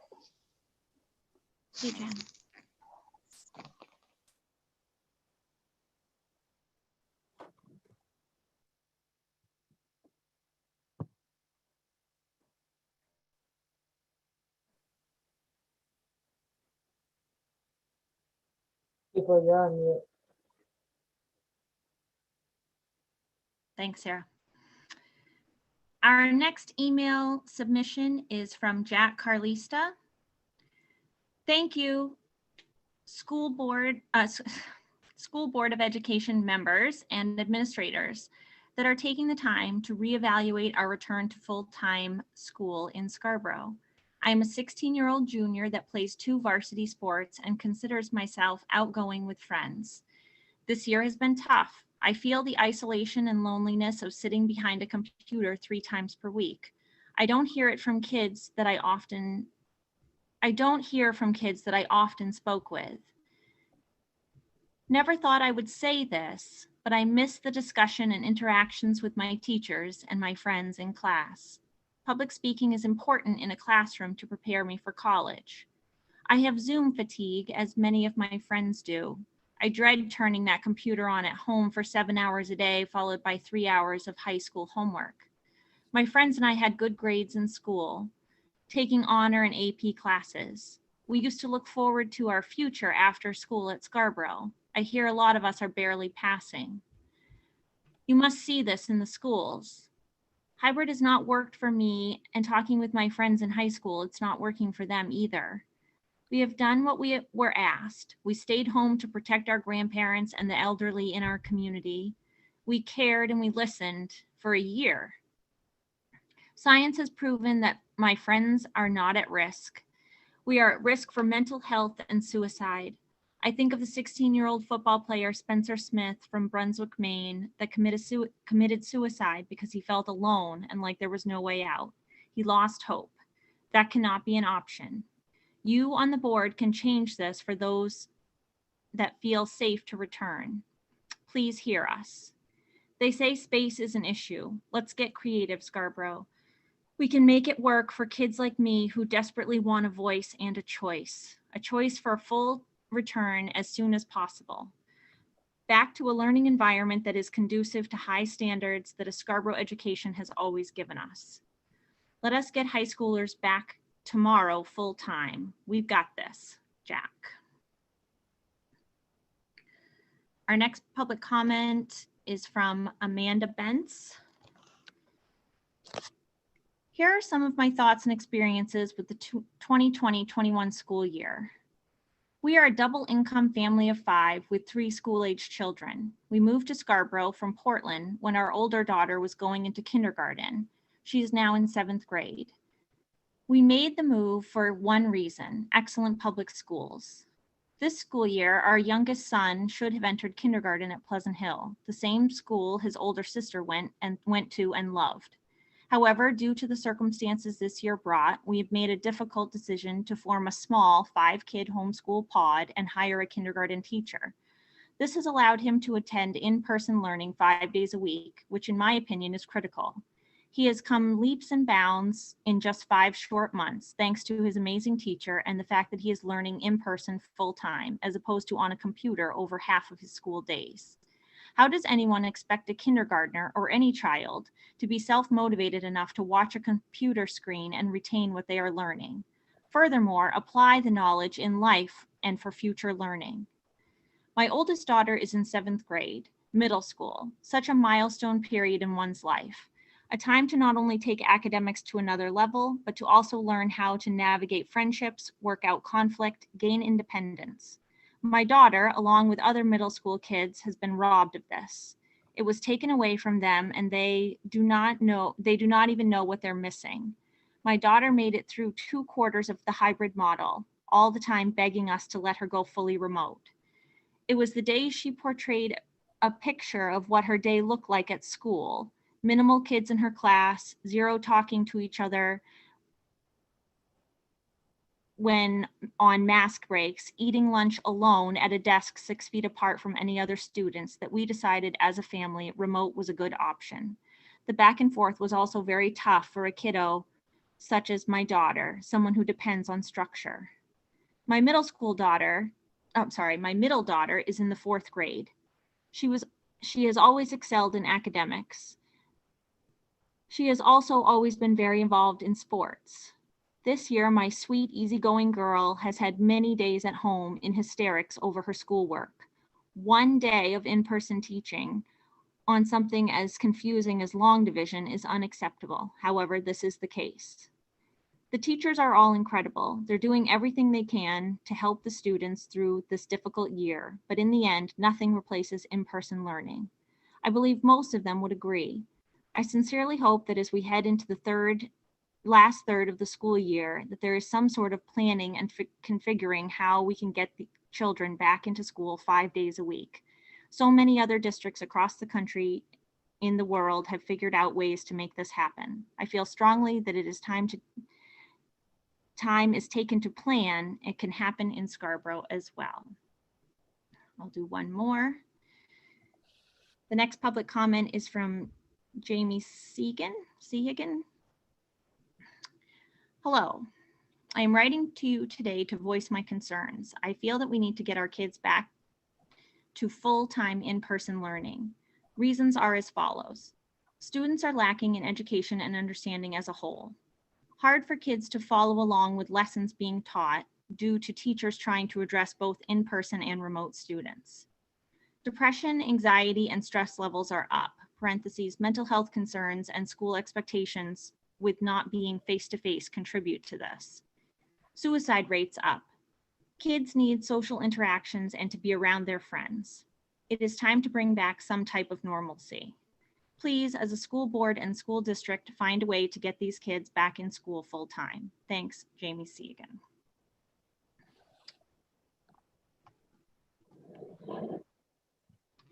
John, I'm going to promote you, and then Denise, you're going to be after John.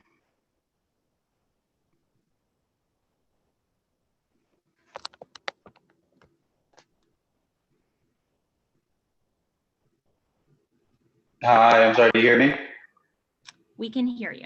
Oh, fantastic. Thank you so much. I really appreciate everyone taking the time to listen, and for everyone who's committed to try to help our kids.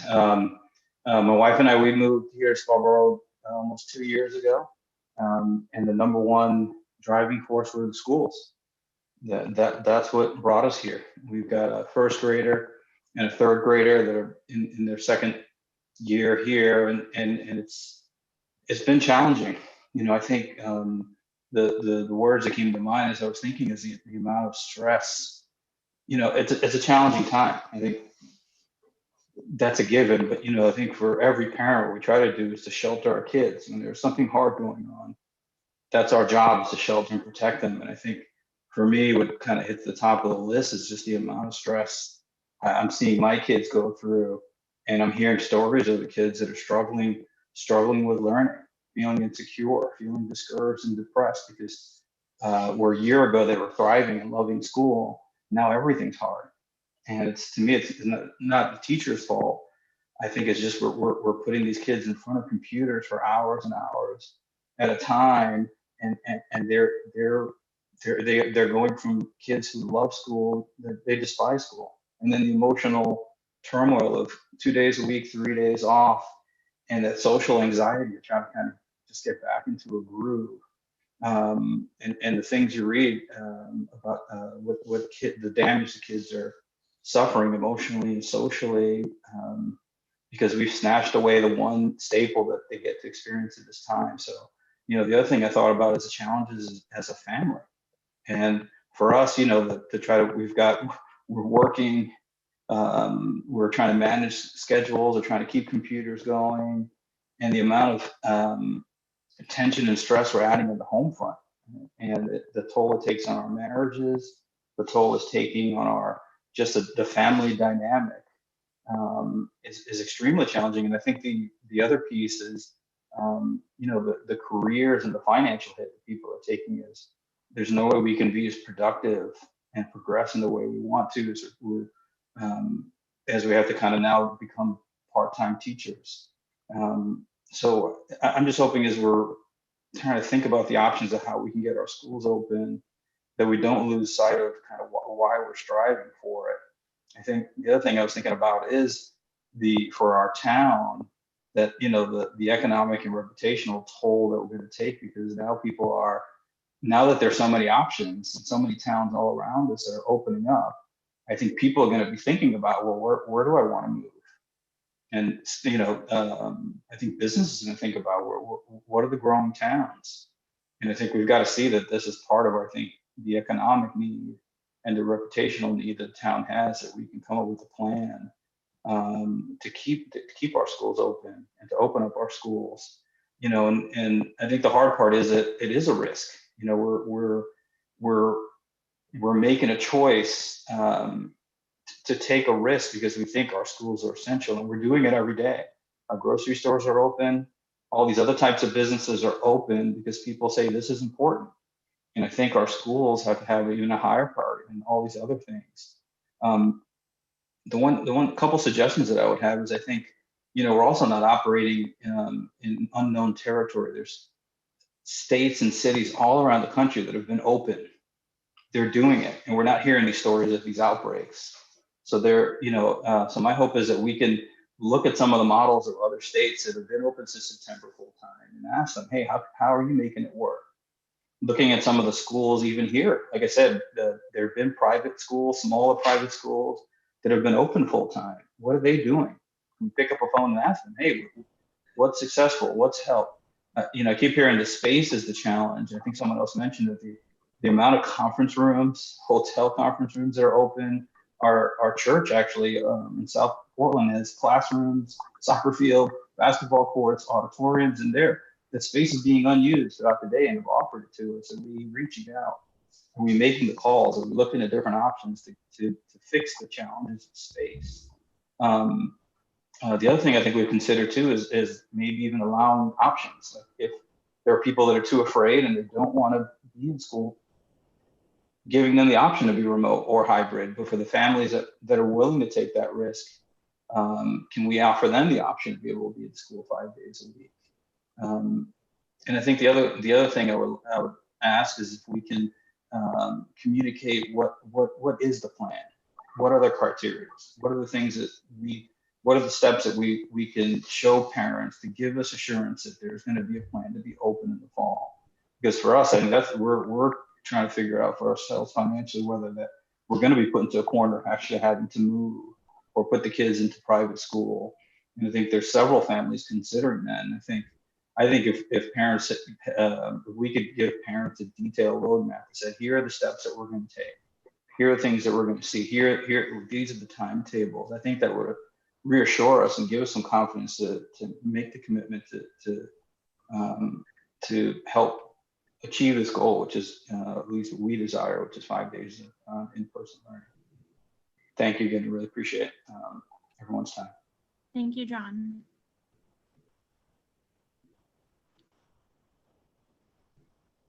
Welcome, Denise.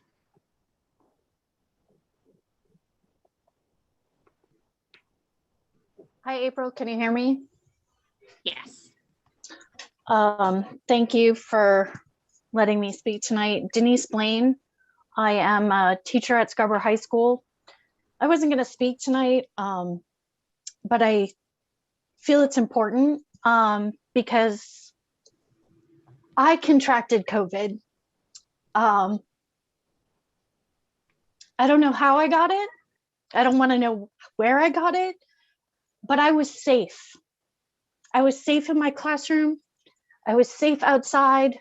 I gave up the things that I loved and care about, but I got COVID. I am not recovered, and I got COVID in December. I have trouble breathing. I have trouble sleeping. And the thought of missing school makes me sick to my stomach because I know that students are struggling. All I'm here to say is we're dealing with this too. And the best thing that can be part of this plan going forward is getting teachers vaccinated. It should be the #1 priority in the reopening plan. A push on the state to level up the teachers to get us vaccinated. I want to be in school. I am miserable. I have Zoom fatigue. I'm as miserable as the kids are. To think that we can just open up the school and follow the safety rules it's not a smart thing. We are safe at Scarborough, but teachers are still contracting COVID. Kids are still getting it.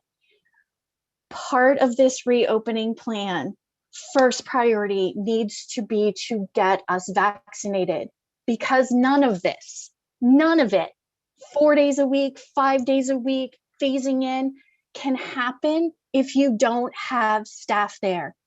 And we don't have the substitutes and the fill-ins if we get sick. So I would just really push and ask the board and the parents to put the pressure on the state to get teachers in Maine vaccinated and get us back in school that way. Thank you. Thank you, Denise. Casey, I'm going to go ahead and promote you. And just for everyone's knowledge, Casey is the last person on our list of attendees who has their hand raised. Oh, I'll get to you next, Erin, no problem. Hello. Hi, Casey. Hi. My name's Casey and I'm a senior at Scarborough, and I'm also the senior student representative on the Maine State Board of Education. I was not planning on speaking tonight, but after coming home and listening in, I just had a couple of things that I wanted to say, not just to the board, but also for all the concerned parents that are listening and who have commented, particularly to those who have formed this group calling for school to return to fully in person. The first thing that I wanted to say, I get it. I don't get it. Like, I understand this more than anybody else. I'm a senior this year.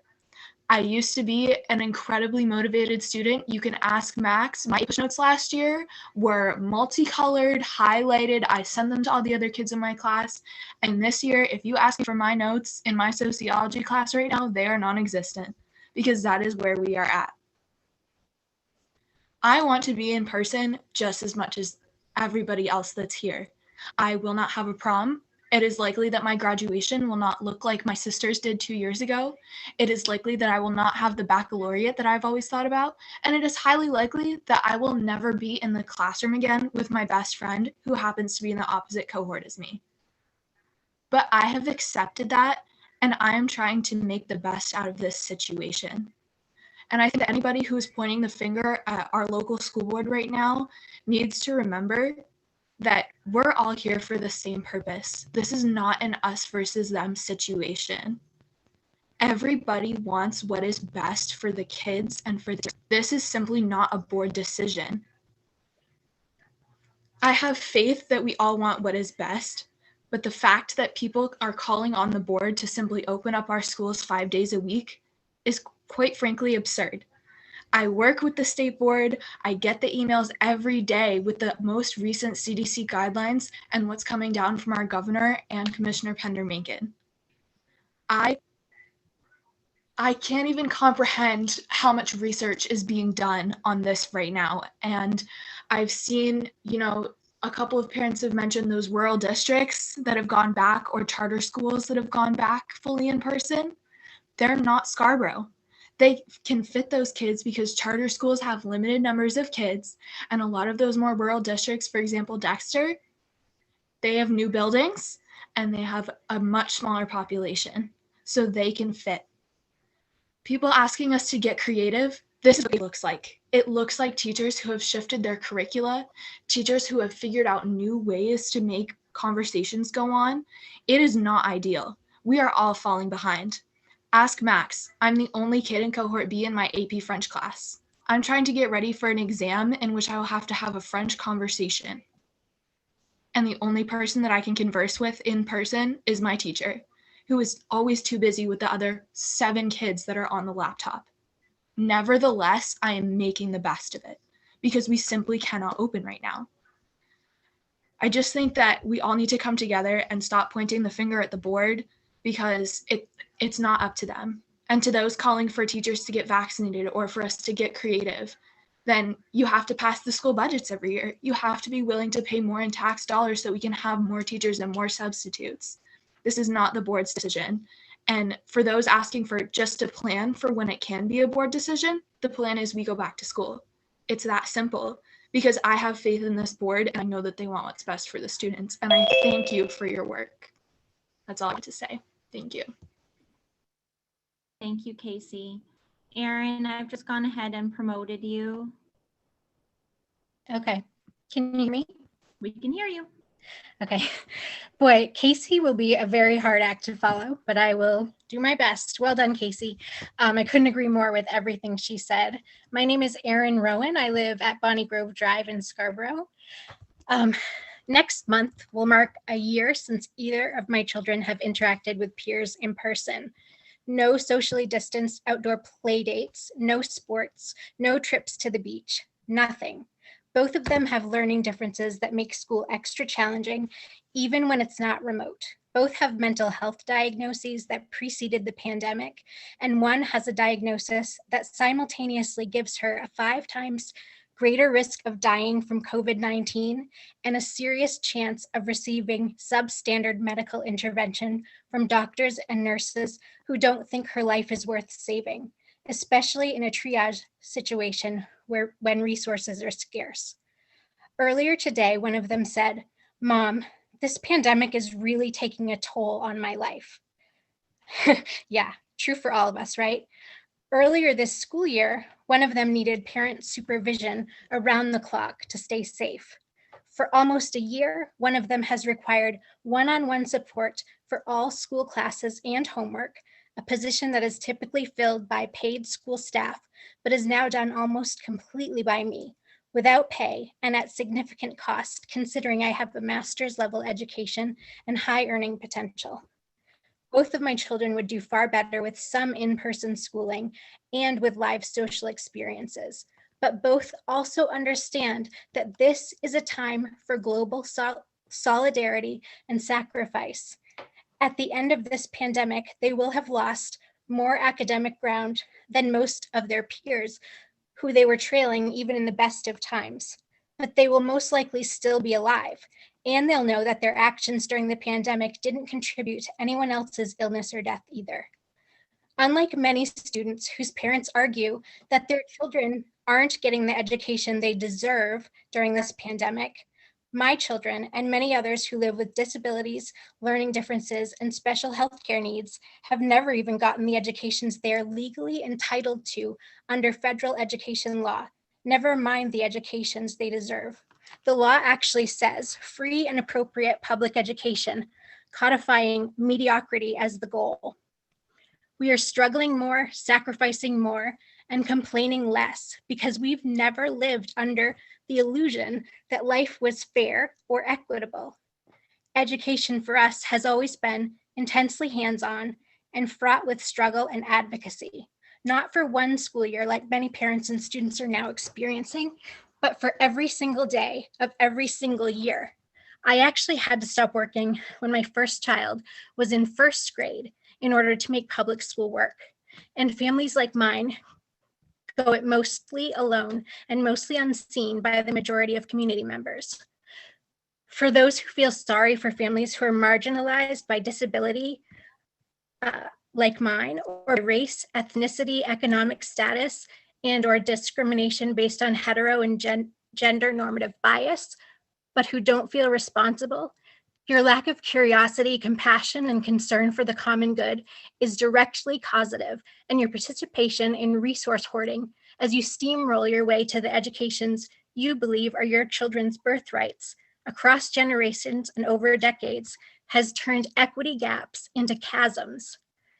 I had hoped that having a taste of struggle during the pandemic would help community members realize that meritocracy is a myth, that individualism and exceptionalism are vices, not virtues, and that there is more power in pulling together than pulling ahead. But here we are. Rather than sharing my parental preferences, as I was asked to do in the recent survey, I would share several factors that matter more. Student data. Are students continuing to make educational progress in spite of parent perception? Which students aren't making progress under the current model? Have we disaggregated the data to find out and offer individualized and equitable solutions? This needs to happen before we tackle a broader expansion of in-person time. Public health data. How are we doing following current recommendations? How are our numbers? If they're low, does that mean we can take on more risks or that we've taken on a just right amount of risk already? Staff data. Are the adults in school buildings and on buses safe? Is it fair to ask them to take on additional risks? Financial data. What would it take to increase in-person capacity? How much would that cost? Do the staff even exist to fill that need? Where will the money come from and how will it impact other needs and ongoing improvement initiatives? Will those impacts increase or decrease student equity? Who will benefit the most from changes? And are those students and families already receiving disproportionate educational advantages? Is this something we should fund as a town because we have the tax base to do so? Or should we consider what that means for other Maine communities who don't have this option? Is it fair to ask our local schools to solve problems resulting from national or even global policy failures? Family data. Are the families asking for more in-person learning those who actually have the greatest need? Are some invoking mental health risk factors without personal experience of mental health crises? In other words, invoking disability to shield their true motives? Which families are following current public health guidelines and which are increasing community risk by ignoring those guidelines? Are those complaining about lack of peer interactions going without interactions outside of school? Are families upset that students are falling behind or that they're not getting far enough ahead? Are families willing to send kids back to school because they don't think there's a danger for anyone or because they don't think their own family members are in danger? Are families who are facing financial hardship related to unanticipated childcare costs being prioritized? They should be. Are families basing their preferences on science or denial of science? I could go on, but you get the idea. Until we stop seeing this as a me problem and look at it as a we problem, our story will end the same way it always does. Those with the most privilege will continue to prevail, while those on the margins will lose another generation's worth of potential progress. I believe wholeheartedly in equitable access to public education, even if it costs more money, but I don't support a significant investment in in-person learning unless I know it won't increase public health risks and widen existing equity gaps for students and families who have already sacrificed and struggled the most. Gaps that wouldn't exist if being deserving actually mattered. Thank you. Thank you, Erin. Okay, everybody, I've got 3 more emails and then I will check back and wrap up public comment. Our next public comment comes from Carolyn Williams. Advocating for full return to school for students, especially K-5. We would like to see the plan to achieve in-person classes 5 days a week, especially for the fall. Now is the time to consider staffing. If there are teachers who do not plan to return, perhaps it would be appropriate to hire college students now who are in their last year of schooling. They would be more qualified than myself. If you wait until August, you may miss the opportunity as other towns will be looking for teachers. There are still funds remaining from the 4.3 million. I am hoping the board will consider to use these funds for barriers, additional staffing, and perhaps rental of extra building space for classes. And let's use all areas of the school for classes. Let's petition as leaders to have Governor Mills change the 6-foot social distancing for schools. My second grader has been in various childcare programs in the last year where social distancing is not always followed, and they have had no issues. If we speak up, then they may listen. I understand that it is more difficult for high school students to follow mask wearing, but younger kids comply. Young children are not independent and daily in-person teaching is necessary. Let's get Scarborough back to the great school system it has been in the past. Thank you for listening, Carolyn Williams. The next public comment comes from Jess Glendinding. I have 3 children within the Scarborough School District. As a parent who works outside the home, I am growing increasingly concerned over how much longer the distance learning will continue. Prepping and balancing 3 children's daily homeschooling schedule before leaving for work, putting much pressure on my oldest to orchestrate her younger siblings to stay on task, and reorganizing my workday to leave later and come home earlier, resulting in lost wages, has been only the tip of the iceberg within our home over the last year.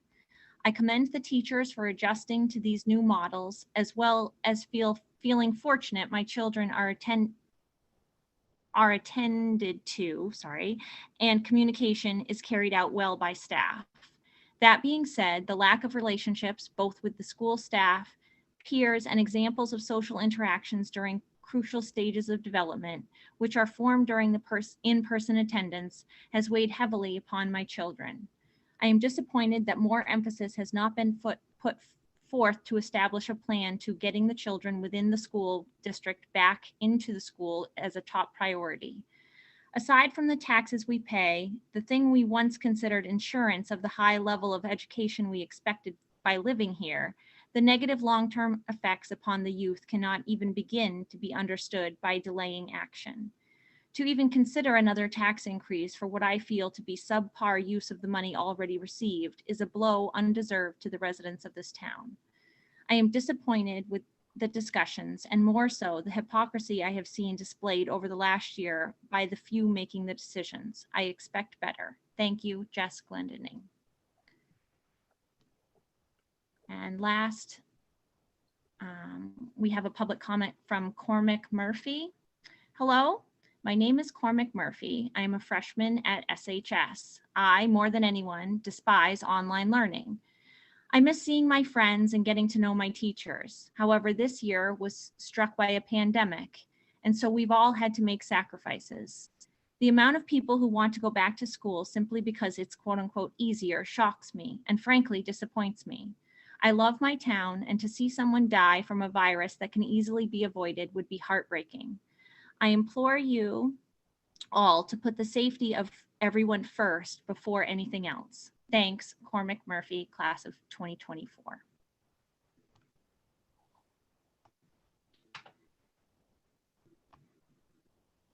And with that, I will check the list. I apologize for anyone who has their hand up for a second time. We do limit public comment to one public comment session per speaker. And so at this point, I am going to go ahead and I've checked everywhere. I'm going to go ahead and close public comment for this evening. Thank you to everyone who took the time to share your thoughts with the board. It is sincerely appreciated. Agenda item 6.0 is the superintendent's report. 6.1, return to school planning. And I'm going to turn it over to you, Sandy. Thank you, April. Appreciate it. And first of all, I would like to say to people who spoke tonight, I appreciate your stories. They have a lot of passion and hope. And I just deeply appreciate that you took the time to come here tonight and share your story. I'd also like to acknowledge our dedicated staff and our families, all our employees, and our students who have worked tirelessly to meet the challenges that they have faced with this school year. Without these people coming together, we could never do this work, and we have a lot more work to do. Tonight, what I'd like to do is talk about some outcomes. I'd like to review the data on cases that we have had with COVID-19. I'd like to frame constraints and show how we can work with those constraints. I'd like to talk about the state and safety requirements. And I'd like to talk about the current timeline and the planning process as we move forward. So if I could go on to the first slide, Kelly, that would be wonderful. On this slide is a review of the COVID-19 case data at Scarborough School System. And particularly in the red boxes, you'll see each school going from left to right. And at the very end, it says district level. These are the number of cases to date. So for instance, Blue Point, we've had 2. Eight Corners, we've had 1. Pleasant Hill, we've had 2. Wentworth School, we've had 5. The middle school, we've had 10. Scarborough High School, we've had 26. And district level, we've had 5. So we've had 51 positive COVID-19 cases to date during the 2020-21 school year. This equates 1.5% of our total district population when you consider all staff and students. I'd like to stress that we will continue to work with our safety constraints. As you know, CDC, Department of Ed, have provided those guidelines. One example, indoor or outdoor gathering limits, which have implication for our larger schools. We cannot have no more than 50 in a room. So for instance, in the gymnasium, the cafeteria, you cannot have no more than 50 to that space. When you look at outdoors, you cannot have no more than 100 outdoors as well. Just some examples that I wanted to share. On the next slide, I think for some people you have this information already, but it's about state safety requirements, and I'd just like to talk about that as well.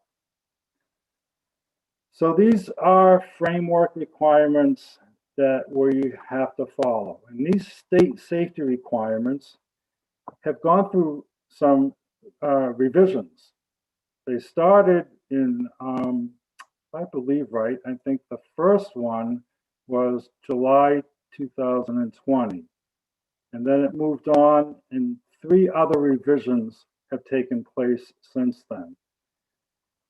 And what we need to be aware of, and I think most people understand this, that we do have to wear face coverings in all areas of the school, on the buses, in the restrooms, when going up and down the hallways, up and down the stairways, and all in the classrooms.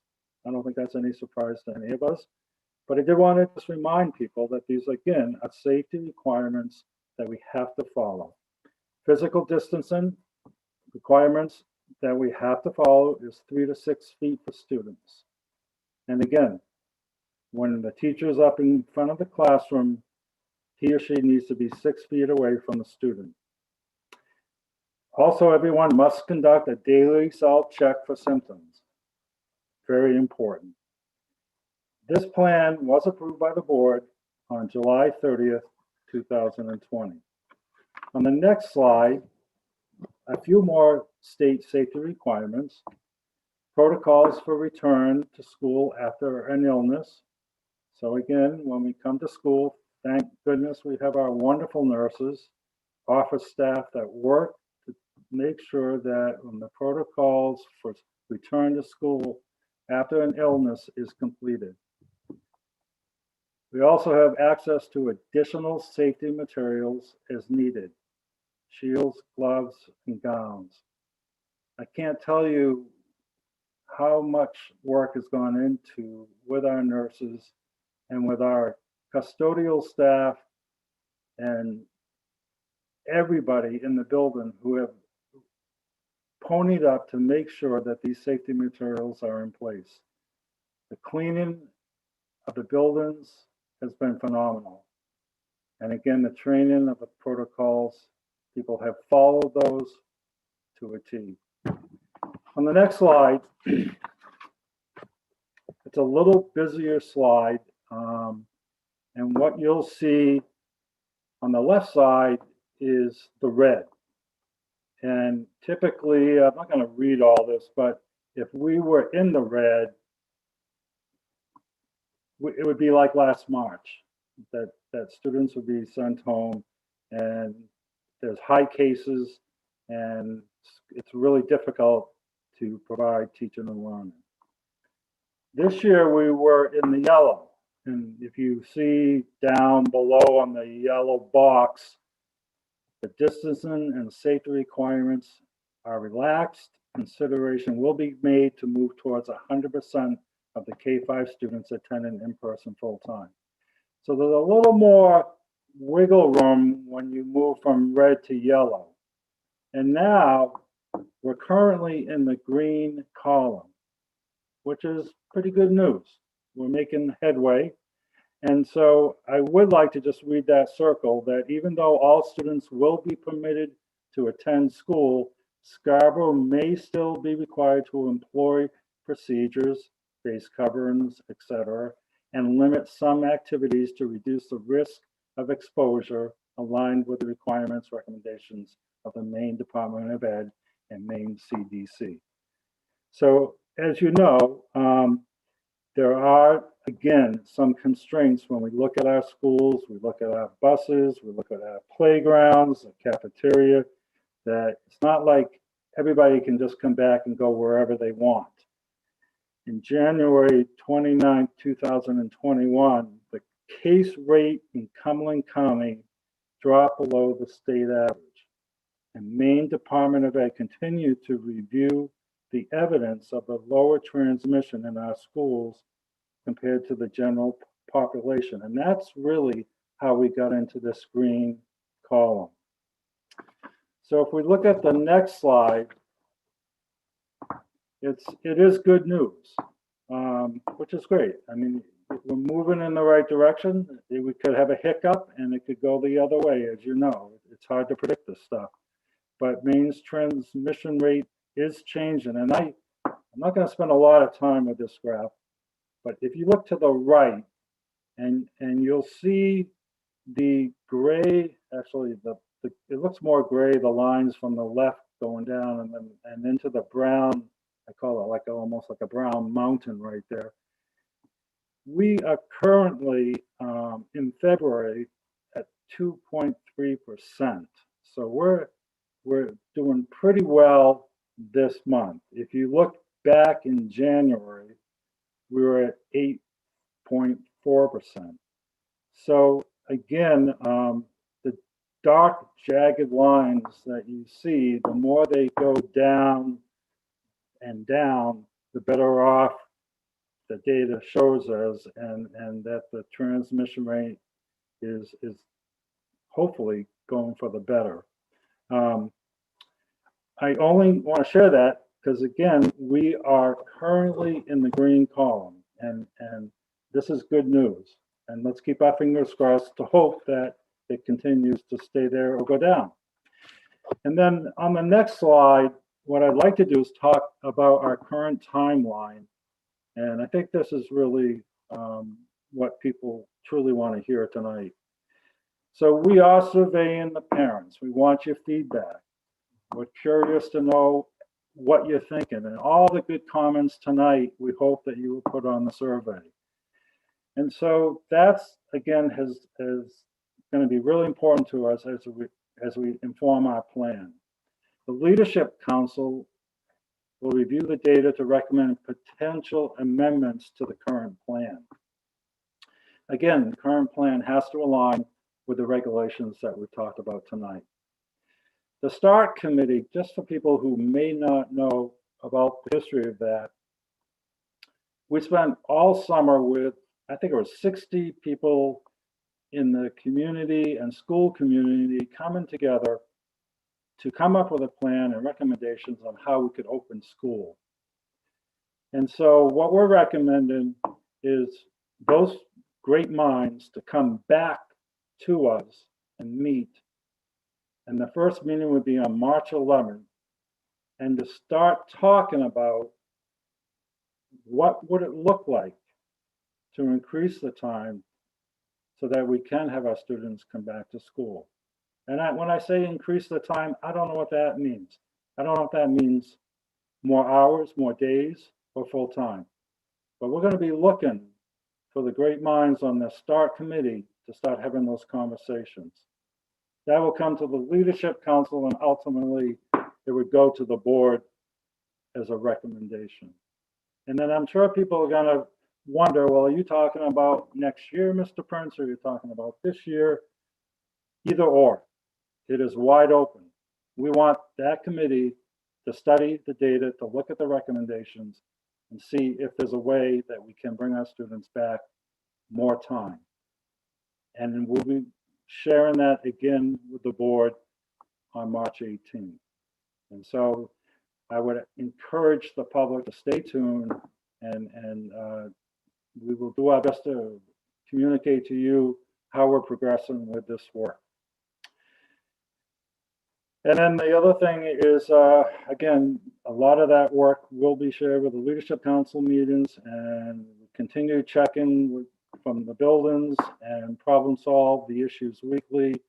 As you've heard tonight, there's a lot of moving parts with this virus and the implications it has for any organization. And I promise you that we will do our best to make sure that we have your child in the best interest, not only for health, but also to make sure that the learning does continue. That's very important to us. And I just would like to, again, appreciate the staff this year for the work that they've done. Unlike any other time, it's just amazing the creativity, the drive, and the depth of the work that has gone in our schools. And with that said, I think that is all I have to say tonight. And again, stay tuned. We will be working as we get closer to coming to the board on March 18th with a recommendation. Thank you. Thank you, Sandy. At this point, I'll turn it over to board questions.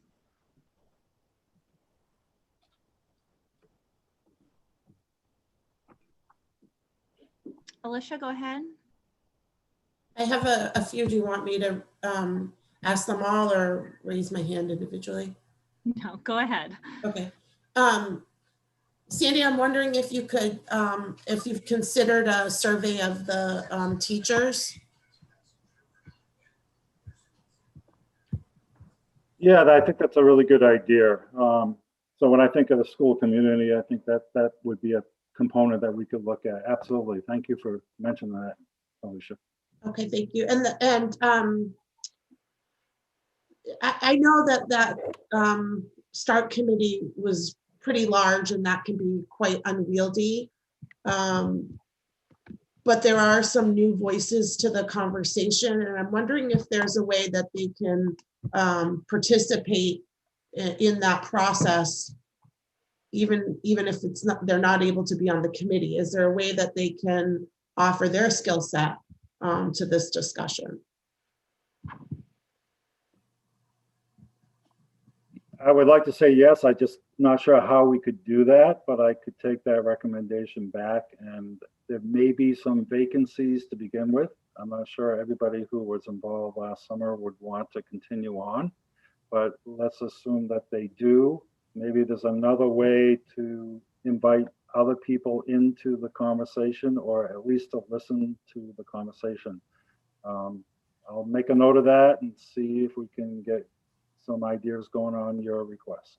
Thank you. And then I thought that Erin Rowan had some good data-driven questions about reviewing the data. Is that something that the committee will be doing, or will you be bringing, is it possible to bring that information to the board? If not, or what are your thoughts about some of her suggestions?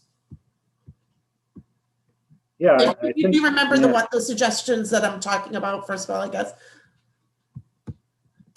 Are you talking earlier? Yeah, like looking at the student performance data, for example, was one of her sort of data point inquiries for assessment. And I'm wondering if that's something that you have envisioned occurring at the START committee level, or if that would be a presentation to the board, or if that's something you're assessing at an admin level. I don't think we've drilled down to that degree because, again, that committee would come together. Again, there were four components to the START committee, and one group was the academics. And the academics certainly could look at past performance, but also I think the real focus is to look at the future. Mm-hmm. And so how we can, so for example, should we increase the time to come back to school? And if we were going to do that, are we talking when?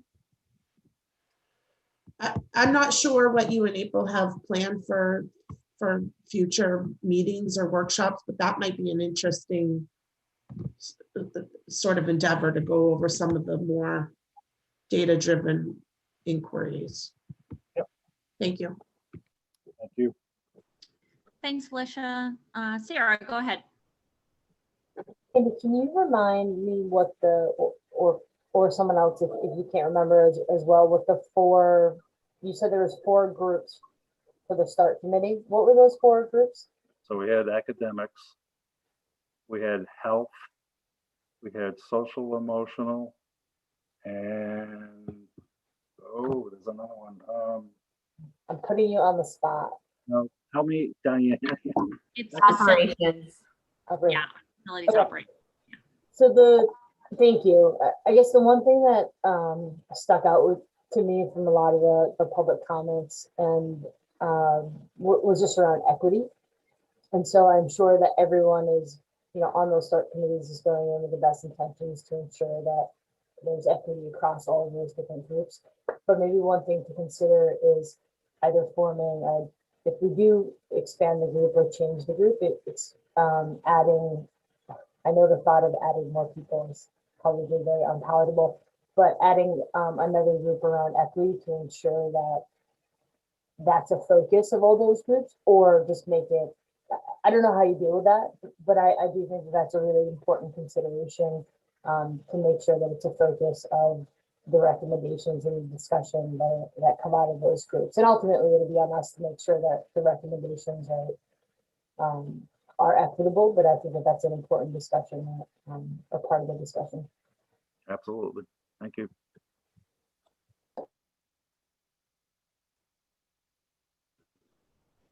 Other questions or comments?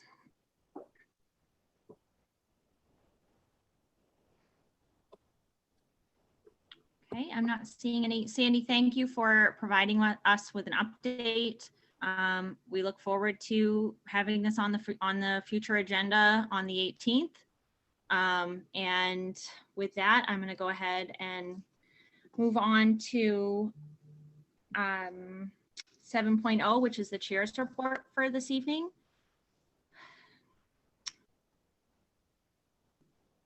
I'm actually going to call for a 5-minute recess, if that's okay.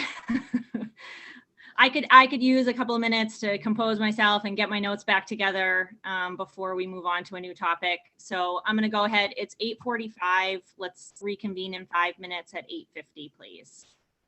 Thanks, everybody.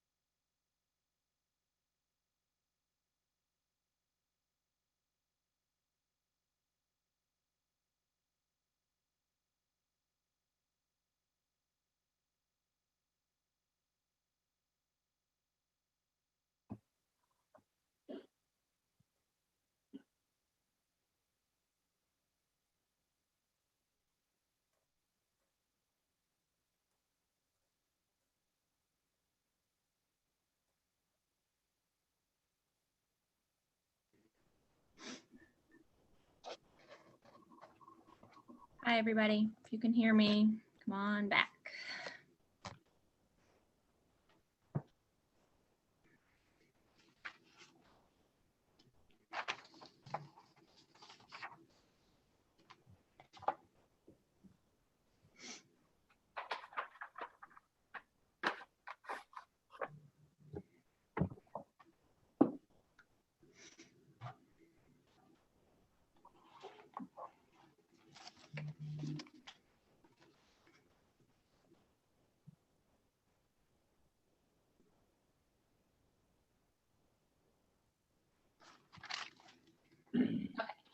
Before the break, I had started agenda item 7.0, which is the chair's report. I didn't prepare a slide for this evening since I basically just have two kind of logistical updates to give the community and the board. So first of all, agenda item 7.1 is the superintendent search update. I wanted to let everybody know that the job was posted on both School Spring and Serving Schools on February 11th, 2021, and the application for superintendents closes on March 5th. I did check with DD&M a couple of days ago. I did not check today. And we have had a few applicants. Andrew Dolliff of DD&M did say that a lot of times applicants send in their packets in the last several days, just because it takes time to gather the references and the resources needed. And so I will be able to give everyone a more comprehensive update on the number of applicants that we have at our next meeting, which is a week from today. Also this week, last week, we put out a survey for the community asking for the qualities and attributes that they seek in a superintendent. In addition to the survey, we also put out an application to be on the interview committee.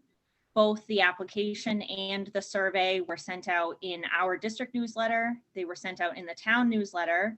They were sent out over social media. And we also did press coverage on the front page of the Scarborough Leader this week. So really good coverage in terms of trying to solicit individuals to fill out the survey and to apply for our interview committee. Formation of the interview. Oh, and I should say the survey closes March 1st, if I didn't already say that. And the application to be on the hiring committee, or the interview committee rather, same deadline, March 1st.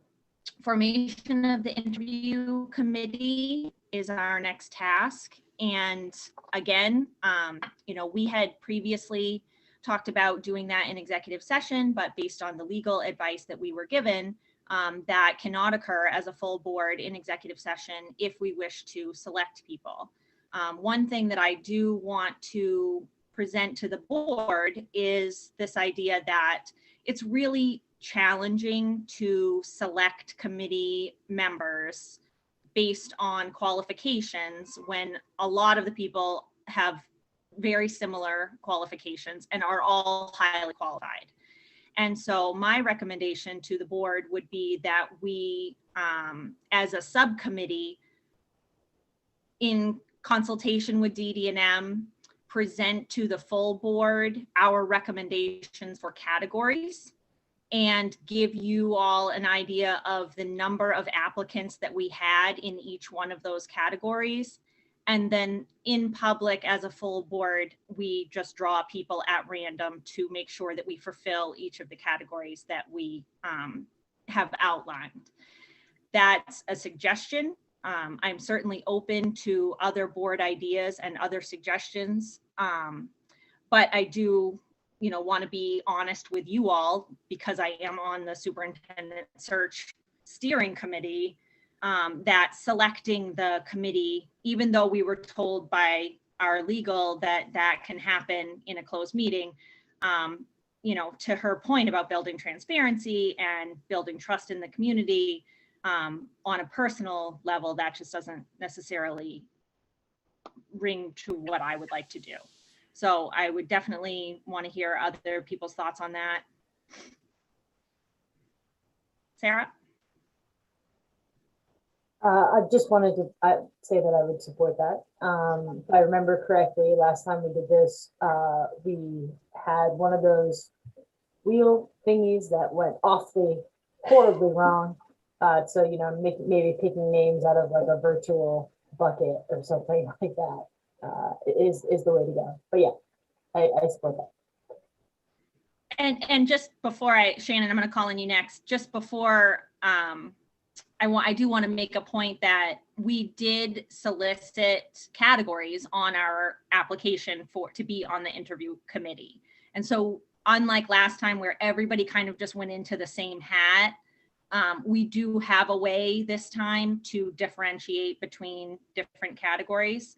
And so, you know, the challenge is just making sure that we have individuals who can fulfill each of the roles that we're hoping to fill, in my opinion. Shannon. I would just also support that decision making as well, especially with the, I'm so sorry, my cat, especially with the use of the buckets. So determining the different categories we're going to want to see represented on the committee and then drawing accordingly. Kristen. I also support the idea. I just have one question. If we had no applicants in a particular category, do we eliminate that category or do we seek out someone to fill that role?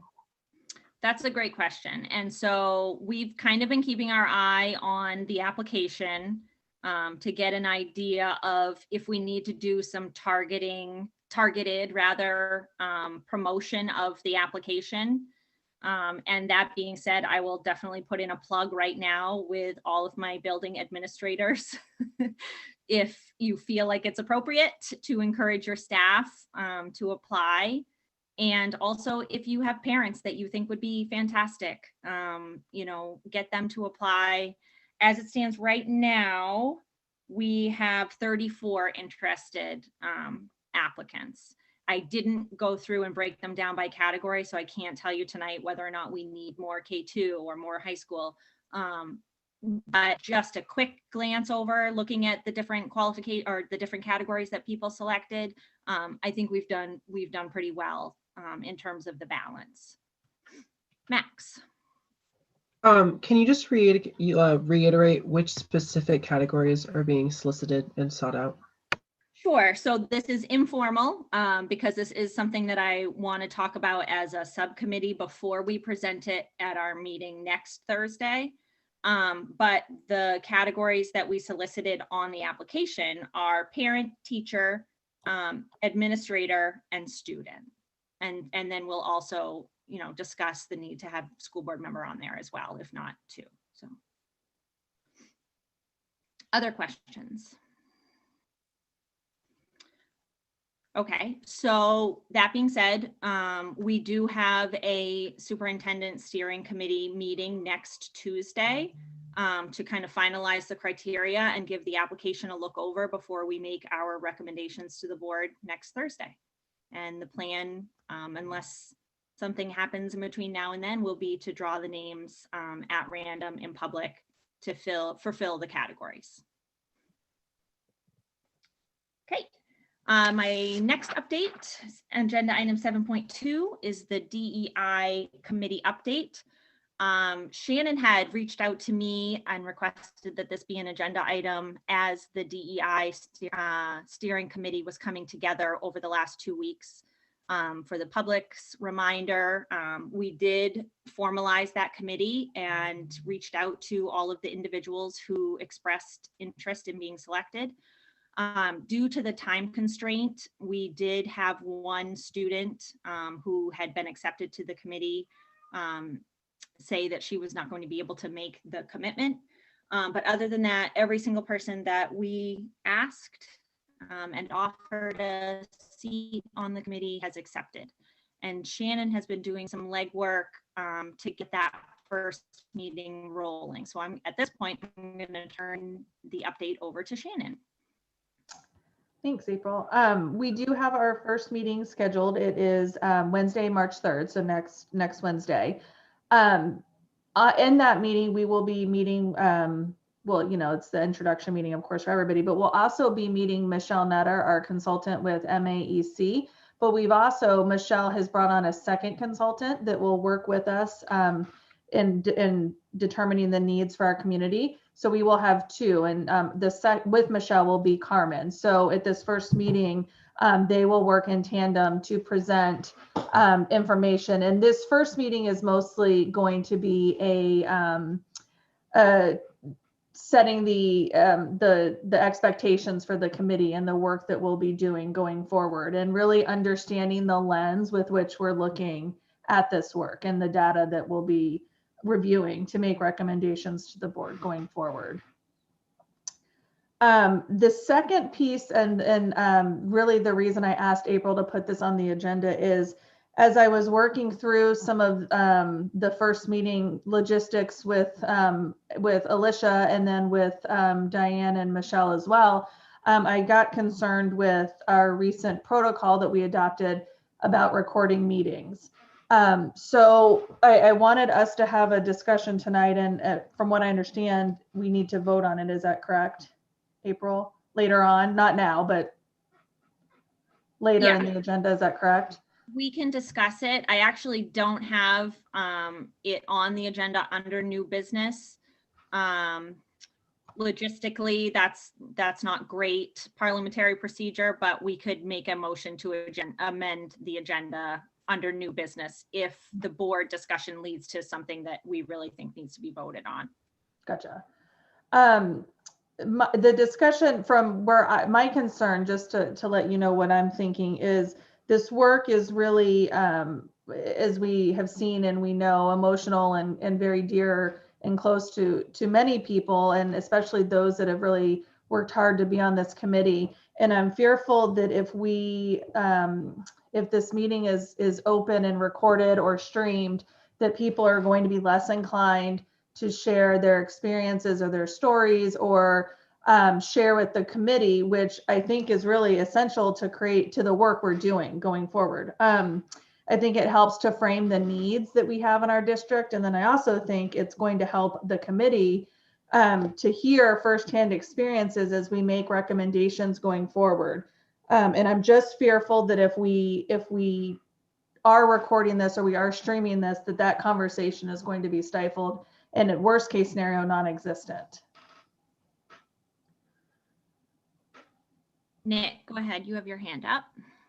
So I don't know. My opinion on this has shifted a little bit since 6 o'clock tonight. So I mean, initially my first question would be, if COVID wasn't happening and we were having this in a physical location, say like in Chamber B or whatever, would we have chairs set up along the sides for members of the public to come in? I think before we learned what we learned tonight, the answer to that probably would have been yes, because it's a standing committee and our standing committee meetings have always been open, and make sure the door's propped open, make sure we have chairs for members of the public that want to participate. But now that we've learned what we learned about our committees and how we know they don't have a quorum of board members, which means they don't necessarily have to be public venues. I guess I'm more amenable to the idea of it not being public. It would be kind of our only committee outside of negotiations and executive session that's not, which does go against the policy we just so proudly adopted for transparency. But now that it's not like a statute issue, I'm not as worried about it as I was. But I guess I still start with that first question is, without COVID, without Zoom, without Google streaming, would we have set this up with chairs for members of the public to watch if they wanted to? Yeah, in my opinion, I think it's a fair point that prior to 6 o'clock tonight, probably yes, right? We would have, and that was my struggle, was how that would play into this, because if we Zoom or not, I still think the issue is there, right? If it's in person or in Zoom, I think we still have that issue. So after hearing the 6 o'clock, I'm with you. I think it's no longer an issue, technically. So I don't want to get anybody on a technicality in terms of semantics. It's not a standing committee, Nick. It's an ad hoc committee, because if it was a standing committee, then it would have to be, per our board policy, a public meeting. And what we adopted was a protocol. And so again, we adopt these protocols, and if we're not going to follow them, it doesn't feel very genuine. Right. And so that was my struggle, and part of the reason why I asked Melissa if she would do a workshop because, you know, we all want to be by the book. And so finding out from Melissa that technically the meeting can be a closed meeting because it doesn't have to, it's not a public meeting in the sense that, you know, it has quorum and whatever. Not whatever, that was Kristen. I think Sarah had her hand up before me. Oh. Go ahead, Kristen.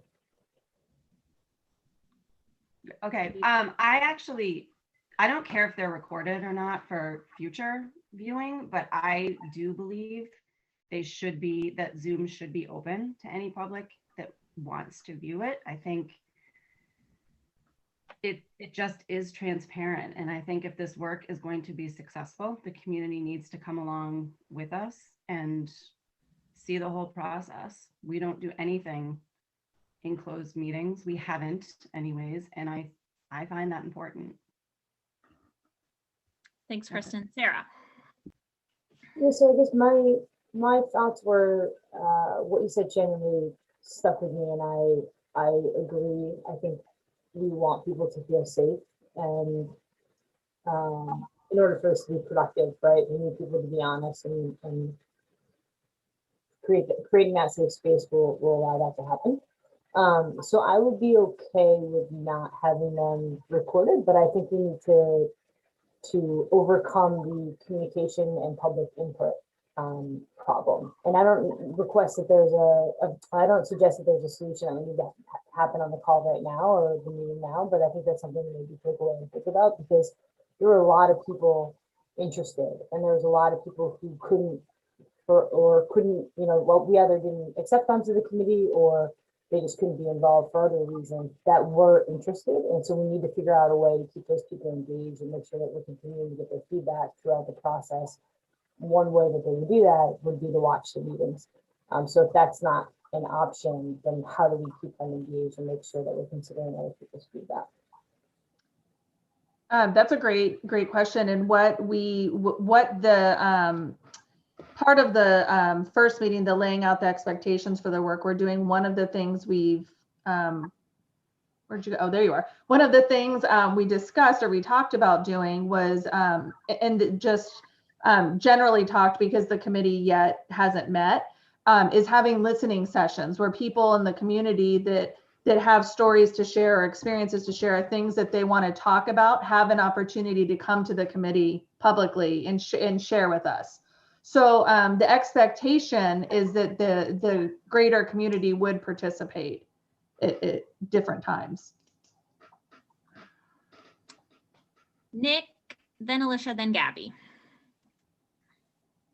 So I'm going to be very careful here. If this is an ad hoc committee, and as I remember Melissa Huey saying, we don't really have any standing protocols, procedures, or any other P that involves our ad hoc committees, do we have anything we have to vote on?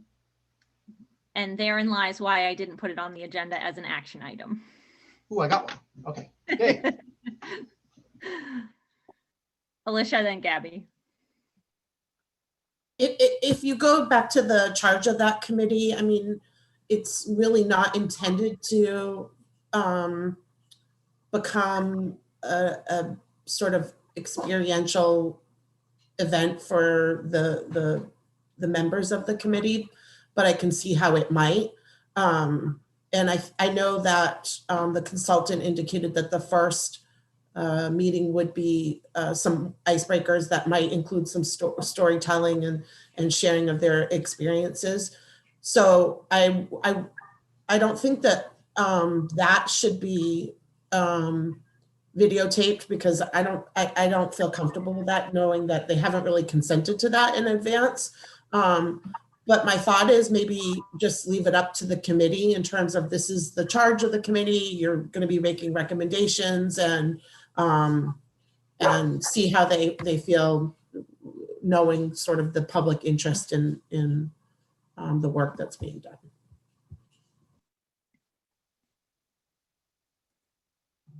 Go ahead, Gabby.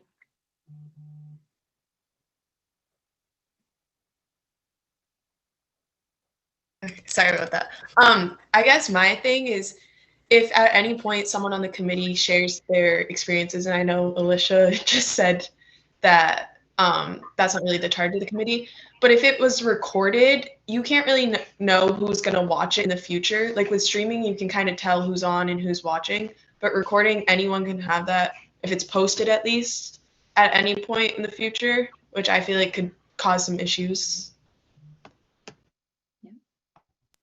Leanne. I'm going to piggyback on what Alicia said because I think she was really spot on. This isn't our call. This is something that I think we need to go back to the committee for. We shouldn't make that decision for them. That said, I think if there is strategic work, if this is a conversation about we want to change X curriculum for this reason, I would think that that should be recorded and available so that it isn't done behind a closed door and we can have the community engagement and that transparency that we have striven for, and we can bring people along. I think it's important to have a fair balance between the two. Agree that if we're talking experiences, that would be more private, but if we're talking tactical change, that should be documented. Diane. I was just going to point out some of us in the district, there's a group of 7 individuals, a couple of administrators, a few teachers, and even a high school student who's part of a similar group called Community of Practice through the University of Southern Maine. And we're engaging with MAEC actually, and 10 other districts in an examination of equity. And that was, again, just as a point of information, one of the pieces that they made really clear at the start was that they wanted to honor people's privacy on the one hand, and then also not affect the dialogue that might happen if somebody felt like their story was being widely distributed. A wonder that I have is, might there be a happy medium in terms of if the committee posts the agenda and then posts a summary of minutes, not he said, she said this, but this is the broad discussion that took place, and then these are the next steps. Because really the charge of this committee isn't to make decisions that are going to have lasting change for our district. It's to recommend an action plan to all of you as the board about the next steps that the district should take.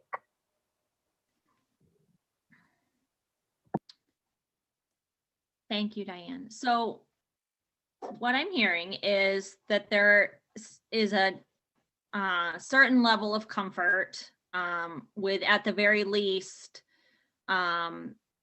sending this discussion to the DEI committee, and that there is a understanding amongst the board that there may be times when people share things that they would not want recorded, and to Gabby's point, recordings are forever. I also, see the point about, maintaining a good connection with the public, considering there was so much public interest with this committee. And so I think there is probably a happy medium here in terms of having access to the agendas and what the topics are that are being discussed without having access to the literal things that are being said in each meeting. So that being said, Shannon, I think what I'm hearing is that the board would like you to have this be a topic of conversation for the committee, and with the understanding that there may be times when the committee does post a public link, or when the discussion does lend itself to having more access to the committee. But in these initial stages, I think there's a level of comfort and consensus on the board that the meetings do not have to be recorded. To Nick's point, and what I was hoping to get out of the workshop earlier was whether or not we were going to break policy or be in violation of some statute if we didn't have a vote. But what I heard, and please correct me if you heard it differently, was that ad hoc committees don't have a policy that governs whether or not they are covered by our typical board policies or protocols. You know, I don't love that we just adopted a protocol to share meetings and that we're gonna say that this one doesn't have to be recorded or shared. That being said, I understand the need and can differentiate in this case. Yeah, and I will absolutely add that. Like I said, the first meeting, I think is for the most part will be taken up with Michelle and Carmen from MAEC, but definitely in our second meeting when we get more into the logistics of the work, I'll definitely add that in, that yes, we won't record the first couple, but at some point in the future, how do you feel or what are your thoughts on streaming these for the public? I think that's a good compromise. Does anyone else have other comments? Okay, seeing none. I have to do it to you guys. Can I get a motion to extend board business beyond 9:30, please?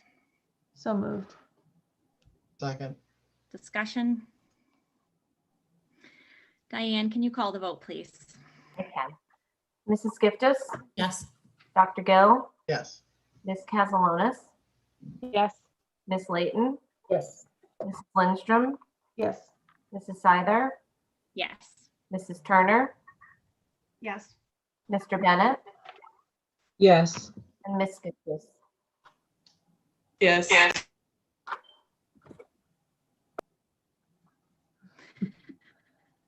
Agenda item 8.0 is new business. Agenda item 8.1 is the governor's resolution. Oh, Shannon, you have your hand up. Do we have to talk about the email? I'm sorry. You're not ready to move on. Sure. We're gonna backtrack to agenda item 7.2 for something that Shannon would like to go for it. Sorry, we were just, and I should have said at the beginning, the everything and packaged it up. The only other piece outstanding that we're working on is creating an email for the committee that'll include the committee members. Is there? I'm not sure if there's any conversation we needed to have about it, but we were going to create that email. Similar to what was had in the past with other committees so that the committee members could communicate with each other throughout the process. Leanne, then Kristen. Just to confirm, this is just between the committee members. This isn't for the public to communicate directly with the folks on the committee. That I need some guidance from April on, because if a committee member, I mean, the way that the rules stand is if somebody in the community wants to ask a question, it's not for really any of us but April to respond, right? So I would assume community emails would come through the BOE email. If we perhaps get one at the DEI email, I would presume it would be just like if I received one personally, I would forward it to the BOE email for April to respond. Great, thank you for clarifying that. The reason I was asking, I think it sounds really good because the reason I was asking is I've been following some other districts and some of the emails aren't the nicest, and I'd want to protect the students from getting any of those and make sure that anything of that nature was coming to the board directly. Mm-hmm. Yeah, and that was also on my, thank you for reminding me, that was on my second agenda, is to make sure that everybody in the committee understood who's responsible for replying to emails that come in from the community. So the reality is nobody on the DEI committee should be responding to those, right? It should all come in and go to the board email for response from April. So I'm gonna go to you, Kristen, but my request, I guess, would be that if you would like to set up a DEI email so that committee members may speak to each other, that not be a publicized email address. Mm-hmm. That way it would not set the expectation that community members would email the committee, and that would continue to encourage the communication to come directly to the board. Sure. I understand like having to wrangle a committee that has, 18 people on it and not having a centralized place for your communications is challenging. And so if that's the request, I think we just need to be really clear. Right. Yeah. And that would absolutely be my intention. And certainly the hope is that everybody comes to the normal channel. But just in case somebody on the committee shares an email, when things like that happen, my intention would be to forward them on. Kristen.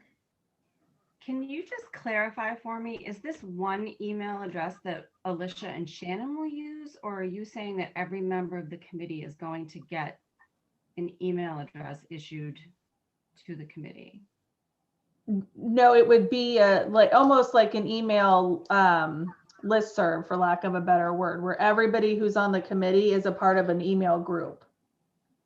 So that instead of me writing out 22 email addresses, I just write one and it goes to 22 people.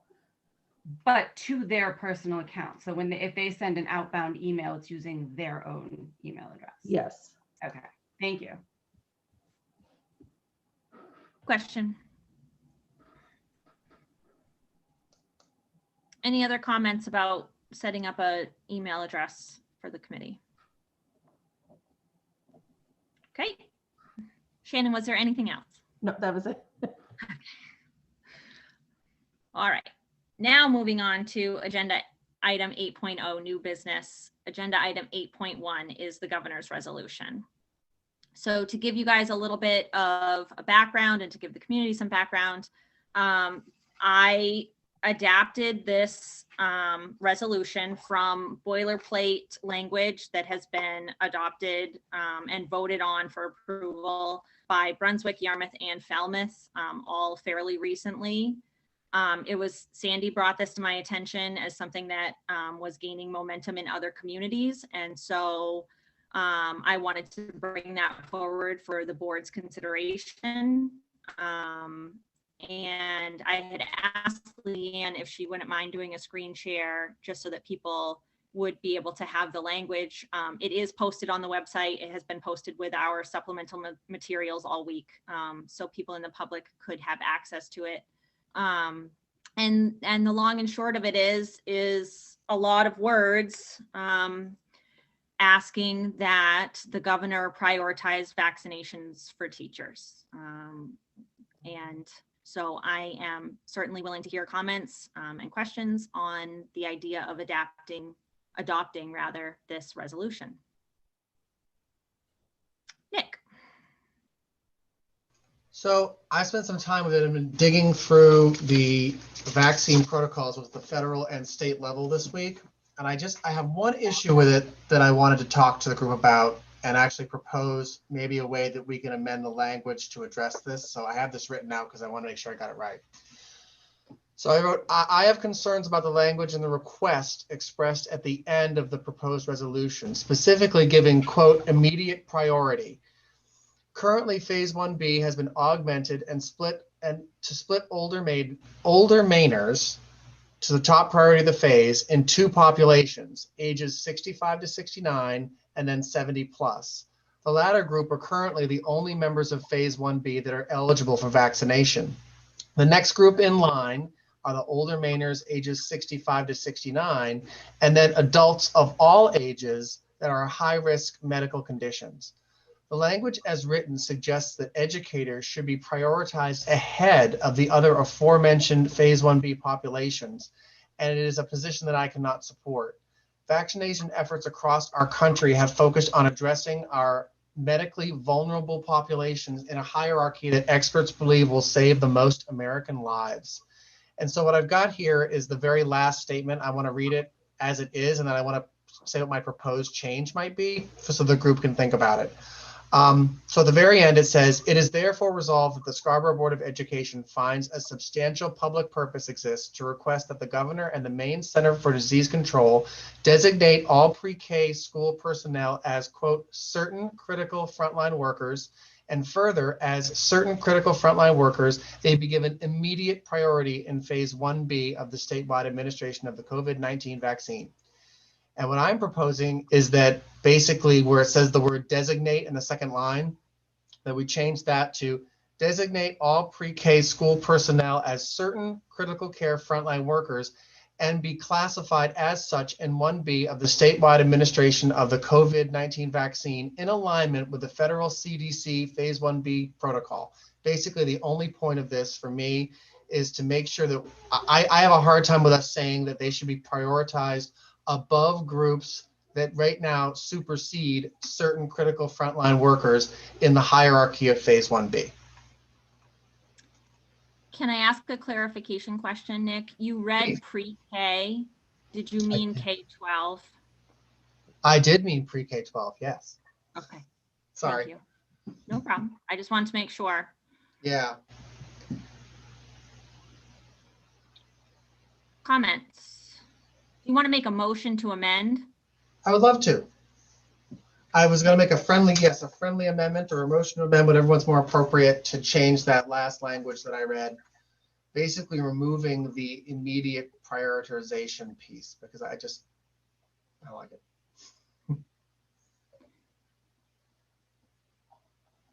Kristen. I was going to ask Nick to repeat again what he said, but that's literally all you're doing is removing those two words. So basically, So basically what I've changed is at the very end of where it says, it is therefore resolved, that statement. At the end, basically I'm changing it so that where it says designate, basically I'll read it out. So what I'm changing it to is this: designate that all pre-K-12 school personnel as certain critical frontline workers and be classified as such in phase 1B of the statewide administration of the COVID-19 vaccine in alignment with the federal CDC phase 1B protocols. Because in the federal guidelines right now, teachers are listed under 1B. In the third category of 1B, underneath adults of all ages that have serious medical conditions, which is underneath seniors, which the federal government designates as 65 plus. Now in Maine, we subdivided that into 70 plus and 65 to 69 because of supply issues. So the next group in line right now are 65 to 69-year-olds, then adults that have serious medical conditions of any age, and then whoever you're going to designate as certain critical frontline workers. And I do agree with what this resolution says about having our teachers sit in that group. I just don't agree with the immediate prioritization language, because it makes it sound like we're saying we think they should be bumped ahead of people that have medical and critical life-saving need. And I think that's wrong. I'm completely with you on that point, and I don't want to do that either. I think what I'm trying to understand is if they're already classified as 1B, our request then is that they go to the top of the critical care, critical frontline workers. So they're already in, right? Sorry. Well, frontline workers if they're right now already are in split. Sorry. I'm sorry. Go ahead. Frontline workers right now are split between 1B and 1C. And so if you look at the federal guidelines, they've actually listed out who fits into each category. In Maine, right now, we have said to be determined. That's literally the language that's there. So the governor hasn't made a determination as to who sits in which bucket yet. And so I think the bulk of this resolution is great, because what we're saying is, as school board members in the state of Maine, we want our teachers to be in that first group of frontline workers, which I think makes a ton of sense. What I don't like is the language that says there should go for immediate prioritization, because that just feels wrong. I agree with you. I agree with that. Alicia, before I call on you, can I get a motion to approve the governor's resolution as presented, please? Motion to approve as Second. presented. Thank you. Second. And then Nick, thank you. And then Nick, can you now during discussion, can you formally make your amendment, and then Alicia, I'll go to you. Sure. Would you like me to actually read out the language again? I'm not going to read the whole thing, but Yes, please. yeah. So I would like to move to amend the final portion of this proposed resolution to read that it is therefore resolved that the Scarborough Board of Education finds a substantial public purpose exists to request that the governor and the Maine Center for Disease Control designate all pre-K-12 school personnel as certain critical frontline workers and be classified as such in phase 1B of the statewide administration of the COVID-19 vaccine in alignment with the federal CDC phase 1B protocols. And I'll obviously send this language over. Yep, he needs a second. Second. Thank you. Discussion, Alicia. Well, I agree with the thought behind the amendment, but I don't know that I'm comfortable with the language when I haven't reviewed the federal guidelines myself. So I wouldn't support it as written because I just don't know what that means. Okay. Is there a way, Nick, to use your wording without classifying it as being in accordance with the federal guidelines? Does it still read appropriately? It should. Let me take a look. Yeah. Basically, we just cut it off so we can just cut it off after I say, and be classified as such in phase 1B of the statewide administration of the COVID-19 vaccine, period. In terms of a friendly amendment, is that something that you would consider to your main amendment? Yes. Thank you. Other comments?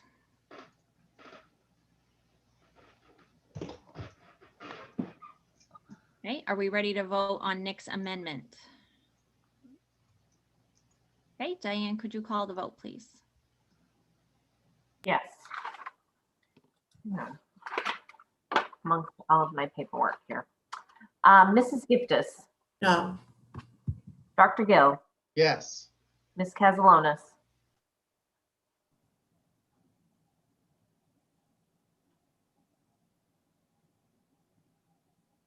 Ms. Casalonis. Okay, unmuted. Yes, sorry.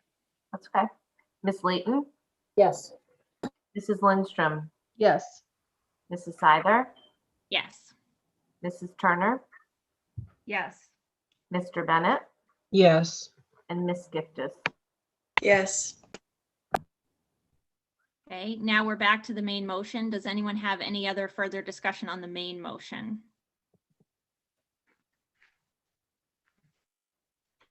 Seeing none, Diane, I think we're ready to vote. Mrs. Giftis. Yes. Dr. Gill. Yes. Ms. Casalonis. Yes. Ms. Layton. Yes. Mrs. Lindstrom. Yes. Mrs. Seither. Yes. Mrs. Turner. Yes. Mr. Bennett. Yes. And Ms. Giftis. Yes. Great, the motion passes. Thank you, everyone, and thank you, Nick, for your amendment. Agenda item 8.2 is first reading of policy JLCB, immunization of students. Do I have a motion to approve as presented? So moved. Second. Discussion. And Alicia, if you as policy chair wouldn't mind giving everybody kind of an overview of the policy and what we discussed. That would be Sure.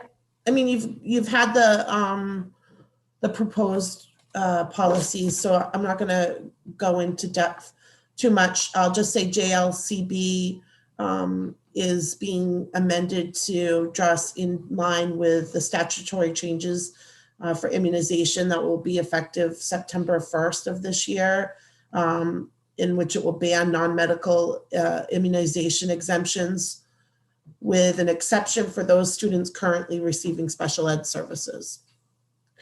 We're being proactive in the change of this policy, in that it, even though it doesn't go into effect in September, because the nurses have a lot of work to do to notify families and try to get people in where they need to be. So we're trying to get them as much notice as we can. JLCC, the infectious disease policy, again, that's just making some changes as required by law and recommended by the attorneys. DGE, bidding and purchasing. There was a change for school building construction and repairs, bidding required by law. That change has gone from 100,000 to 250,000. And then there was a change for other purchases that are not required by law. RFPs are required. Usually, it used to be over 20,000, and now the statute's changed to over 50,000. So we'll just be consistent with the statute on that as well.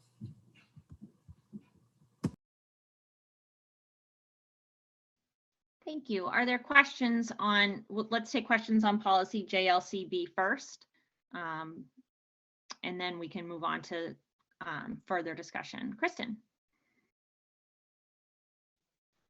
I had a couple of questions. The first one being, I don't know if you guys would have this information as a policy committee, but do you have any background as to why students on an IEP were exempted based on prior religious and philosophical beliefs? Like, how was that related to special services?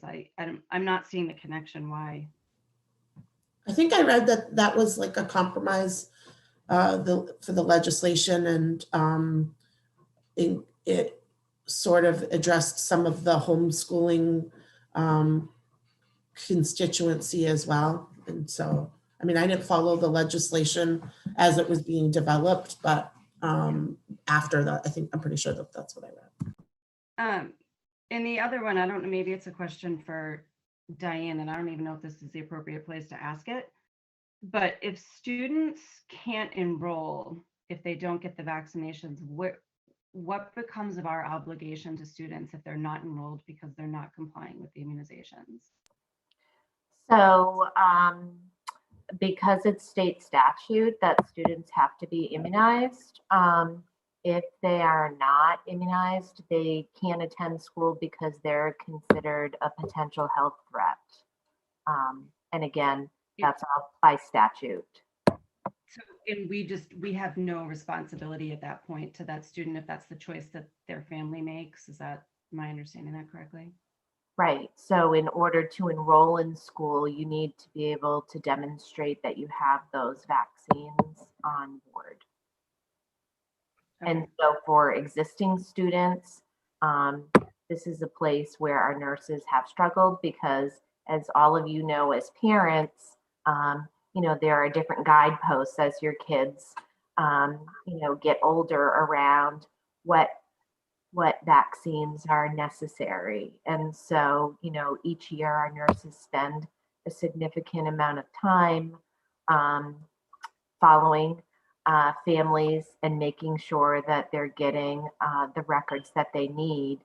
And in a few cases where we've had a difficult time getting compliance on board, we literally have to let families know that their children will be excluded from school until they can demonstrate that they've met that legal criteria. Okay. I have one more question, if that's okay. Go ahead. Is the section about exclusion of students from school, it reads a little bit like the superintendent has some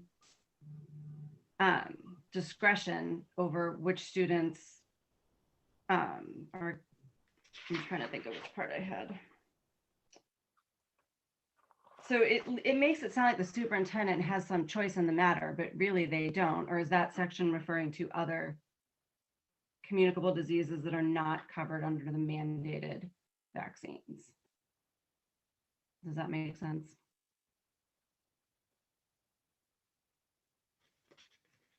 Can you repeat your question? Yeah, I know I'm being confusing.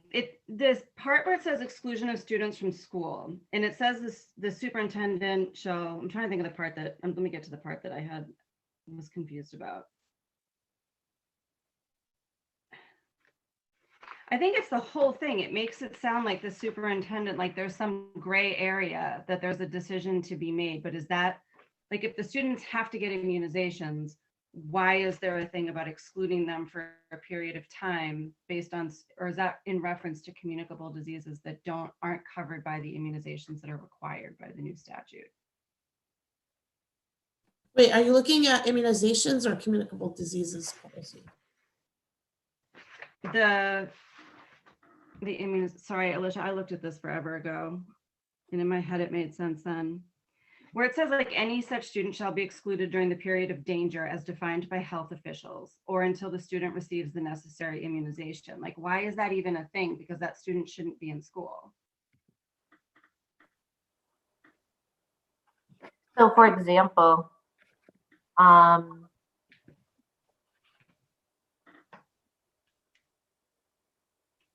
like right now, for example, if this was, here's a great example. If this was an IEP student who qualifies for the exclusion, right? And so they're not vaccinated and we have a case of chickenpox. That's a good example because that's, that's happened to me multiple times during the time that I was a building leader.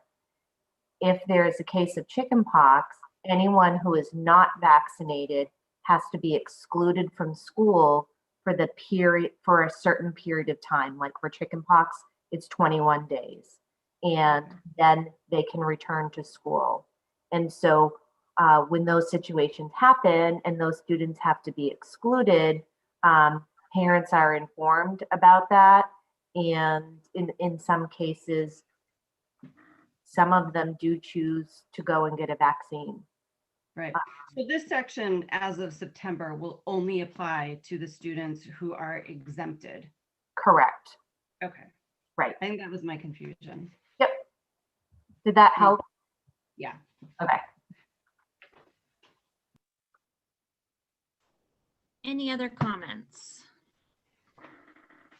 I will also say, just for the board and again for the community, we did invite the nurses to come to policy, and they did work through the wording of the policies with us, and they communicated to us that they are out ahead of this in terms of being in touch with families who are not currently in compliance, because as we all know, like vaccine schedules take time to complete. Like you can't just go and get all of your vaccines for school in one weekend. And so the nurses are in contact with those families in a concerted effort to make sure that families understand this change is coming and what their choices are going to be for September. And with that, I'm not seeing any other hands, so I believe we are ready to vote.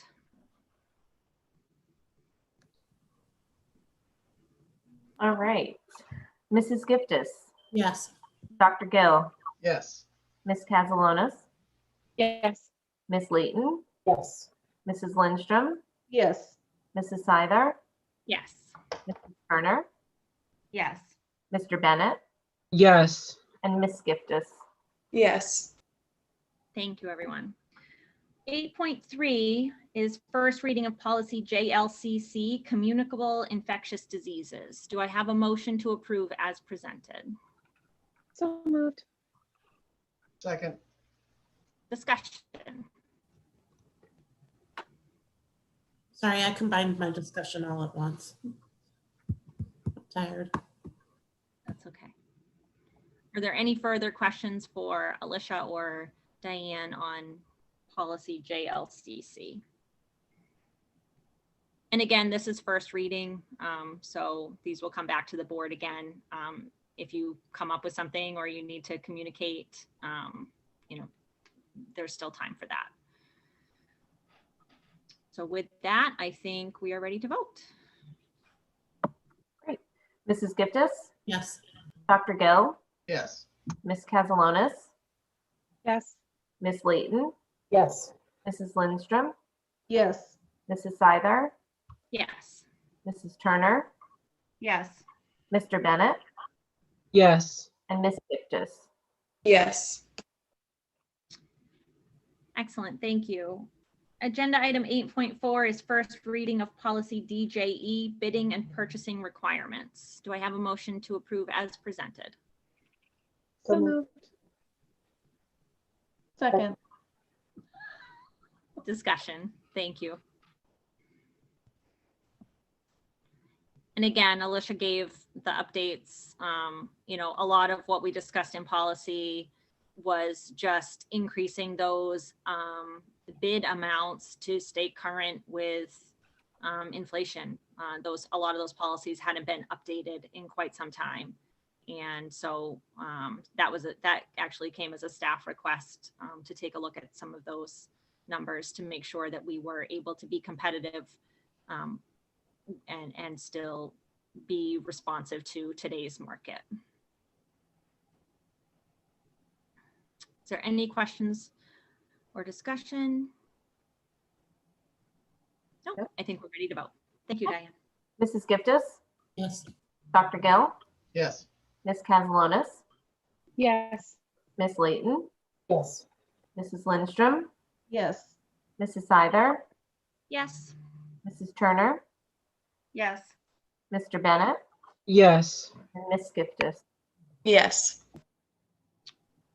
Thank you. Agenda item 8.5 is meeting minutes of January 21st, 2021. Do I have a motion to approve as presented? So moved. Yeah.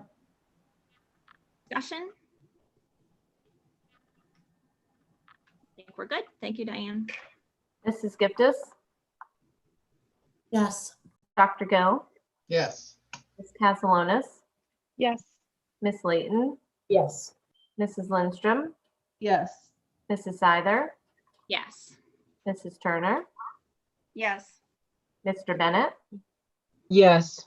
And Ms. Giftis? Yes. Excellent. Thank you, everybody. Agenda item 8.6 is a donation approval request. The donation were sent to us as an amendment, as an attachment today. Trying to pull them up here.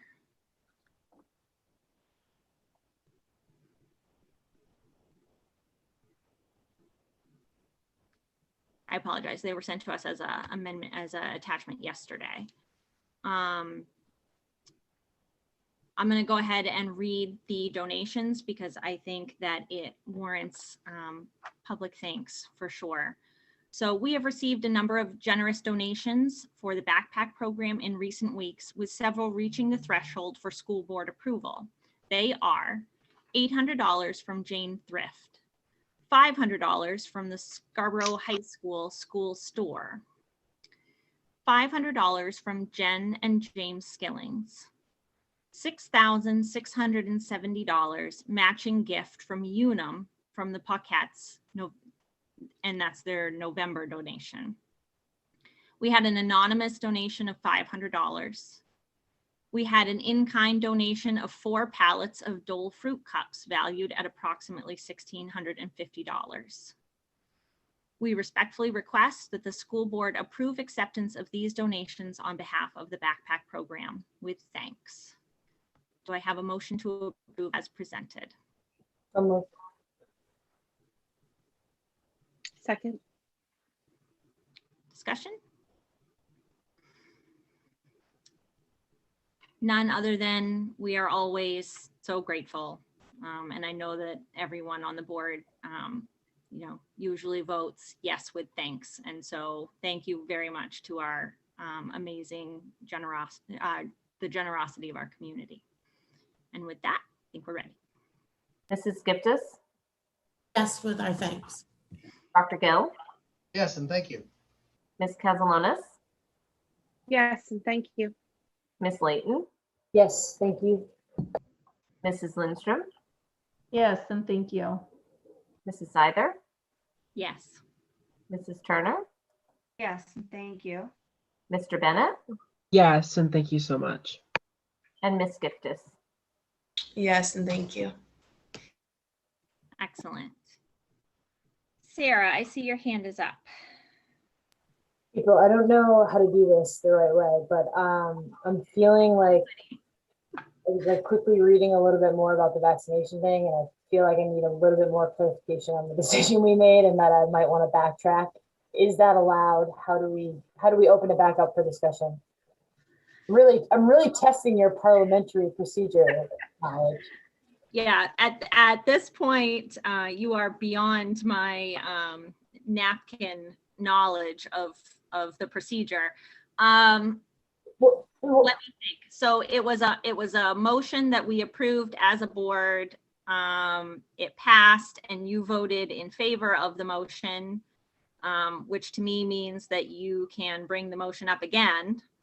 I don't know, and this is where I am looking at Diane and Sandy, hoping that they just, and Diane's popping some snacks, that they know whether we need to, I don't know, amend the agenda to reopen the discussion, or can we just reopen the discussion since? I would almost amend the agenda. Okay. You want to talk about it tonight, Sarah, right? Yeah, sorry guys, I know it's late. I think it'll be quick. That's okay. You want me to move to amend the agenda? Is that what I'm hearing? Yep. Yes, please. Okay, so I moved to amend the agenda to bring back discussion about the vaccination resolution. Moved. Second. Okay, discussion. Go ahead, Diane. I can provide you with a little information if you want, doing my research over here. Yes, please. So basically you're looking to fall under a class of motions that are called redo motions. Imagine. And so there are three options. One is a motion to reconsider. And that can be made by a person who voted on the prevailing side. So that means somebody who voted in favor of the motion could be willing to reconsider. You know, and what that does is that makes sure that somebody on the losing side can't just continue to bring up every motion when it doesn't go their way. Our second option would be to amend, use a change motion that can only be made if no action has been taken yet on the original motion, or to rescind if no action has been taken. So those final two don't seem to apply. The only one that does is the reconsideration. Okay, so Sarah's motion is to amend the agenda to add a reconsideration of the governor's resolution. Yes. Okay, is there discussion? Okay. Oh, I was just rewording it, KT, to make sure that it fit. Oh, okay. So if the motion to reconsider passes, then it will bring back the original motion for the board to vote and discuss. Well, so should I say my piece now or just vote on this and then say? Yeah, okay. We got to vote to put it back on the agenda. Okay, cool. Okay, so I think we're ready to vote on bringing it back as a reconsider motion. Reconsider. Okay. We're all learning tonight. Mrs. Giftis? Yes. Dr. Gill? Yeah. Ms. Castellanos? Yes. Ms. Layton? Yes. Mrs. Lindstrom? Yes. Mrs. Seither? Yes. Mrs. Turner? Yes. Mr. Bennett? Yes. And Ms. Giftis. Yes. Okay, so now I think we need to have a motion to approve the governor's resolution as amended. So moved. Second for discussion. Okay, and now a discussion is reopened. Sarah, the floor is yours.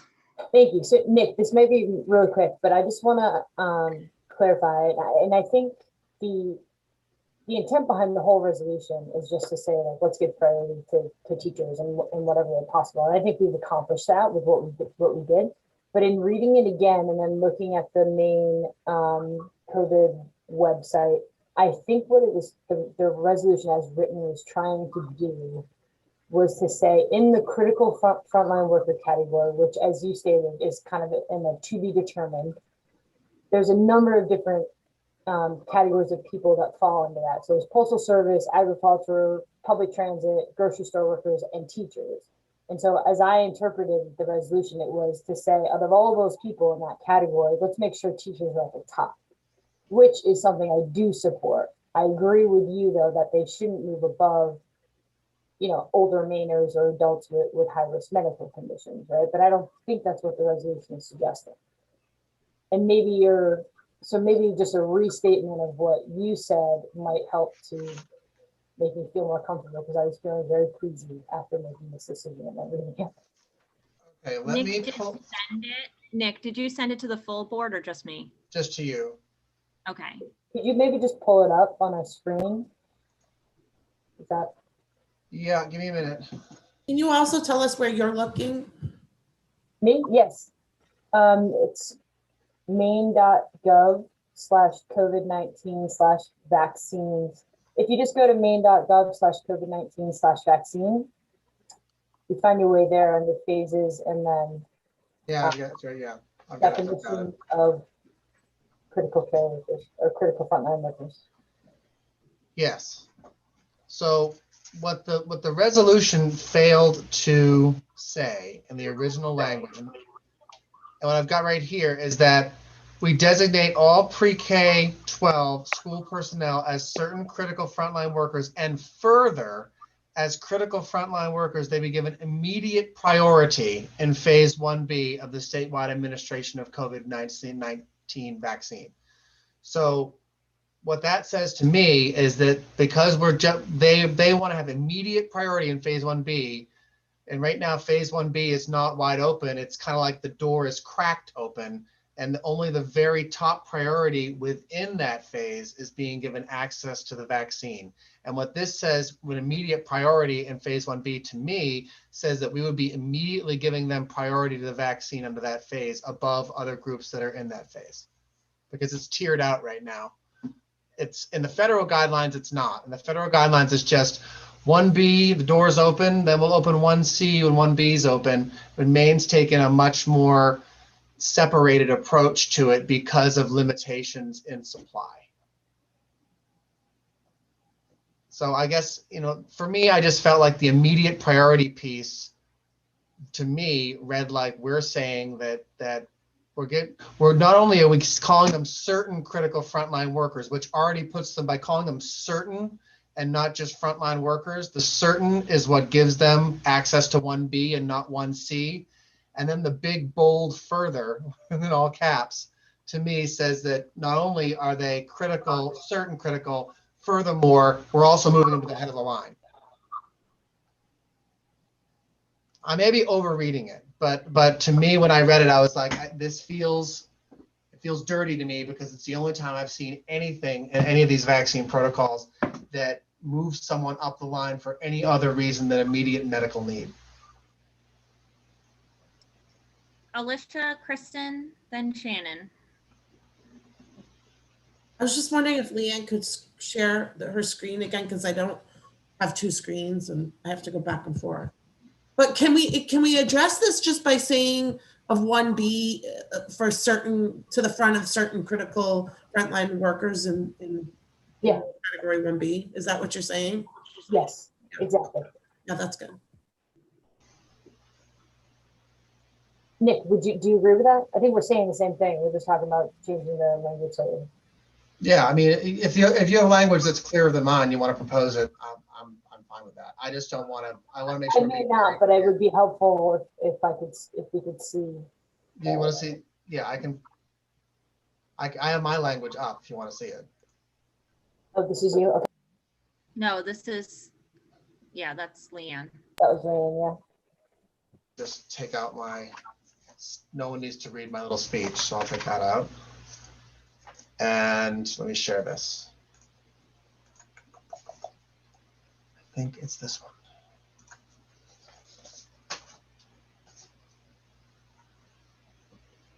So. Can you magnify it? What? You magnify it? Oh, yep. Let me Thank see you. here. Oh, I just learned how to do this. I think it'll be here. Better? Much. Thank you. Can we just say instead of, sorry, Shannon has her hand up. I can actually lower mine because I'm trying to rework it as well. And I was going to say, the way I read it in light of what you're saying, Sarah, I think what they're saying is they're classified as certain critical frontline workers, and therefore they should be given immediate priority in that certain critical frontline workers category. Yep. So can we just change where it says they be given immediate priority in phase 1B to be given immediate priority in the certain critical frontline worker category of phase 1B? Mm-hmm. Is that? Yeah. Sorry.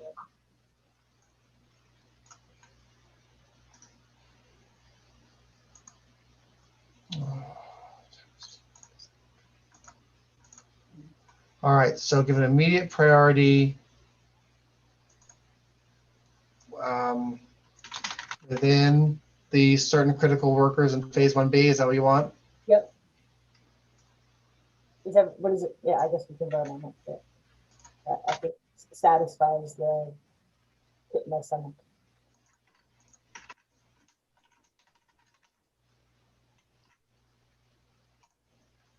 Cool.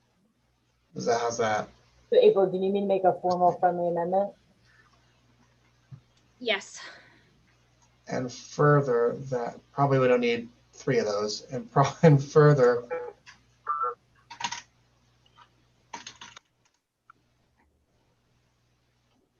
Okay, so I move to make a friendly amendment to Nick's amendment.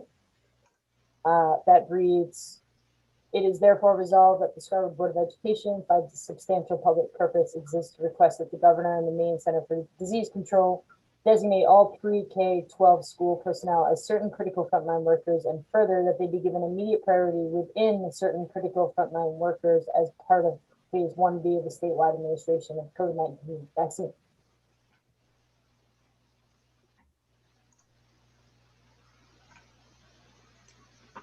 Second.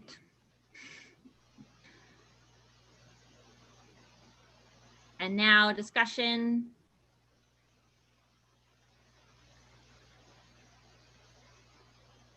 Seeing none, I believe we're ready to vote on the amended main motion.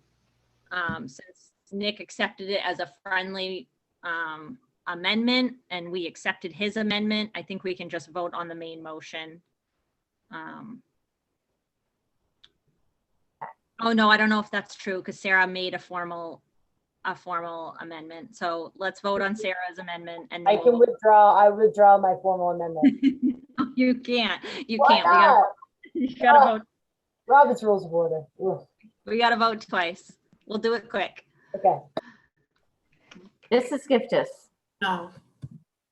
Dr. Gill. Yes. Miss Castellanos. Yes. Miss Layton. Yes. Mrs. Lindstrom. Yes. Mrs. Seither. Yes. Mrs. Turner. Yes. Mr. Bennett. Yes. And Miss Giftis. Yes. Now, I would like a motion to approve the governor's resolution as amended. So moved. Second. Discussion? Go for it, Diane. Mrs. Giftis. Dr. Gill. Yes. Ms. Casalonis. Yes. Ms. Layton. Yes. Mrs. Lindstrom. Yes. Mrs. Seither. Yes. Mrs. Turner. Yes. Mr. Bennett. Yes. And Ms. Giftis. Yes. Cool. Strong work, guys. That was a lot of Robert's rules. Good job, April.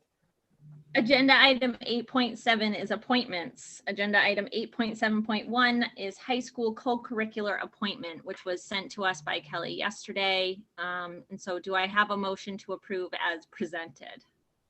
No, but Nick, So you're moved. sharing the screen.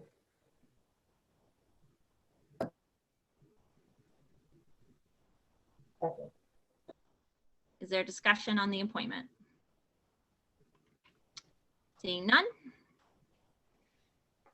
Mrs. Giftis. Yes. Dr. Gill. Yes. Ms. Casalonis. Yes. Ms. Layton. Yes. Mrs. Lindstrom. Yes. Mrs. Seither. Yes. Mrs. Turner. Yes. Mr. Bennett. Yes. And Ms. Giftis. Yes. Great. Agenda item 9.0 is adjournment. So moved. Second. Discussion? We're good. Mrs. Giftis. Yes. Dr. Gill. Yes. Ms. Casalonis. Yes. Ms. Layton. Yes. Mrs. Lindstrom. Yes. Mrs. Seither. Yes. Mrs. Turner. Yes. Mr. Bennett. Yes. And Ms. Giftis. Yes. Excellent. Thank you, everyone. Have a good night. We'll see you soon. Bye. Bye.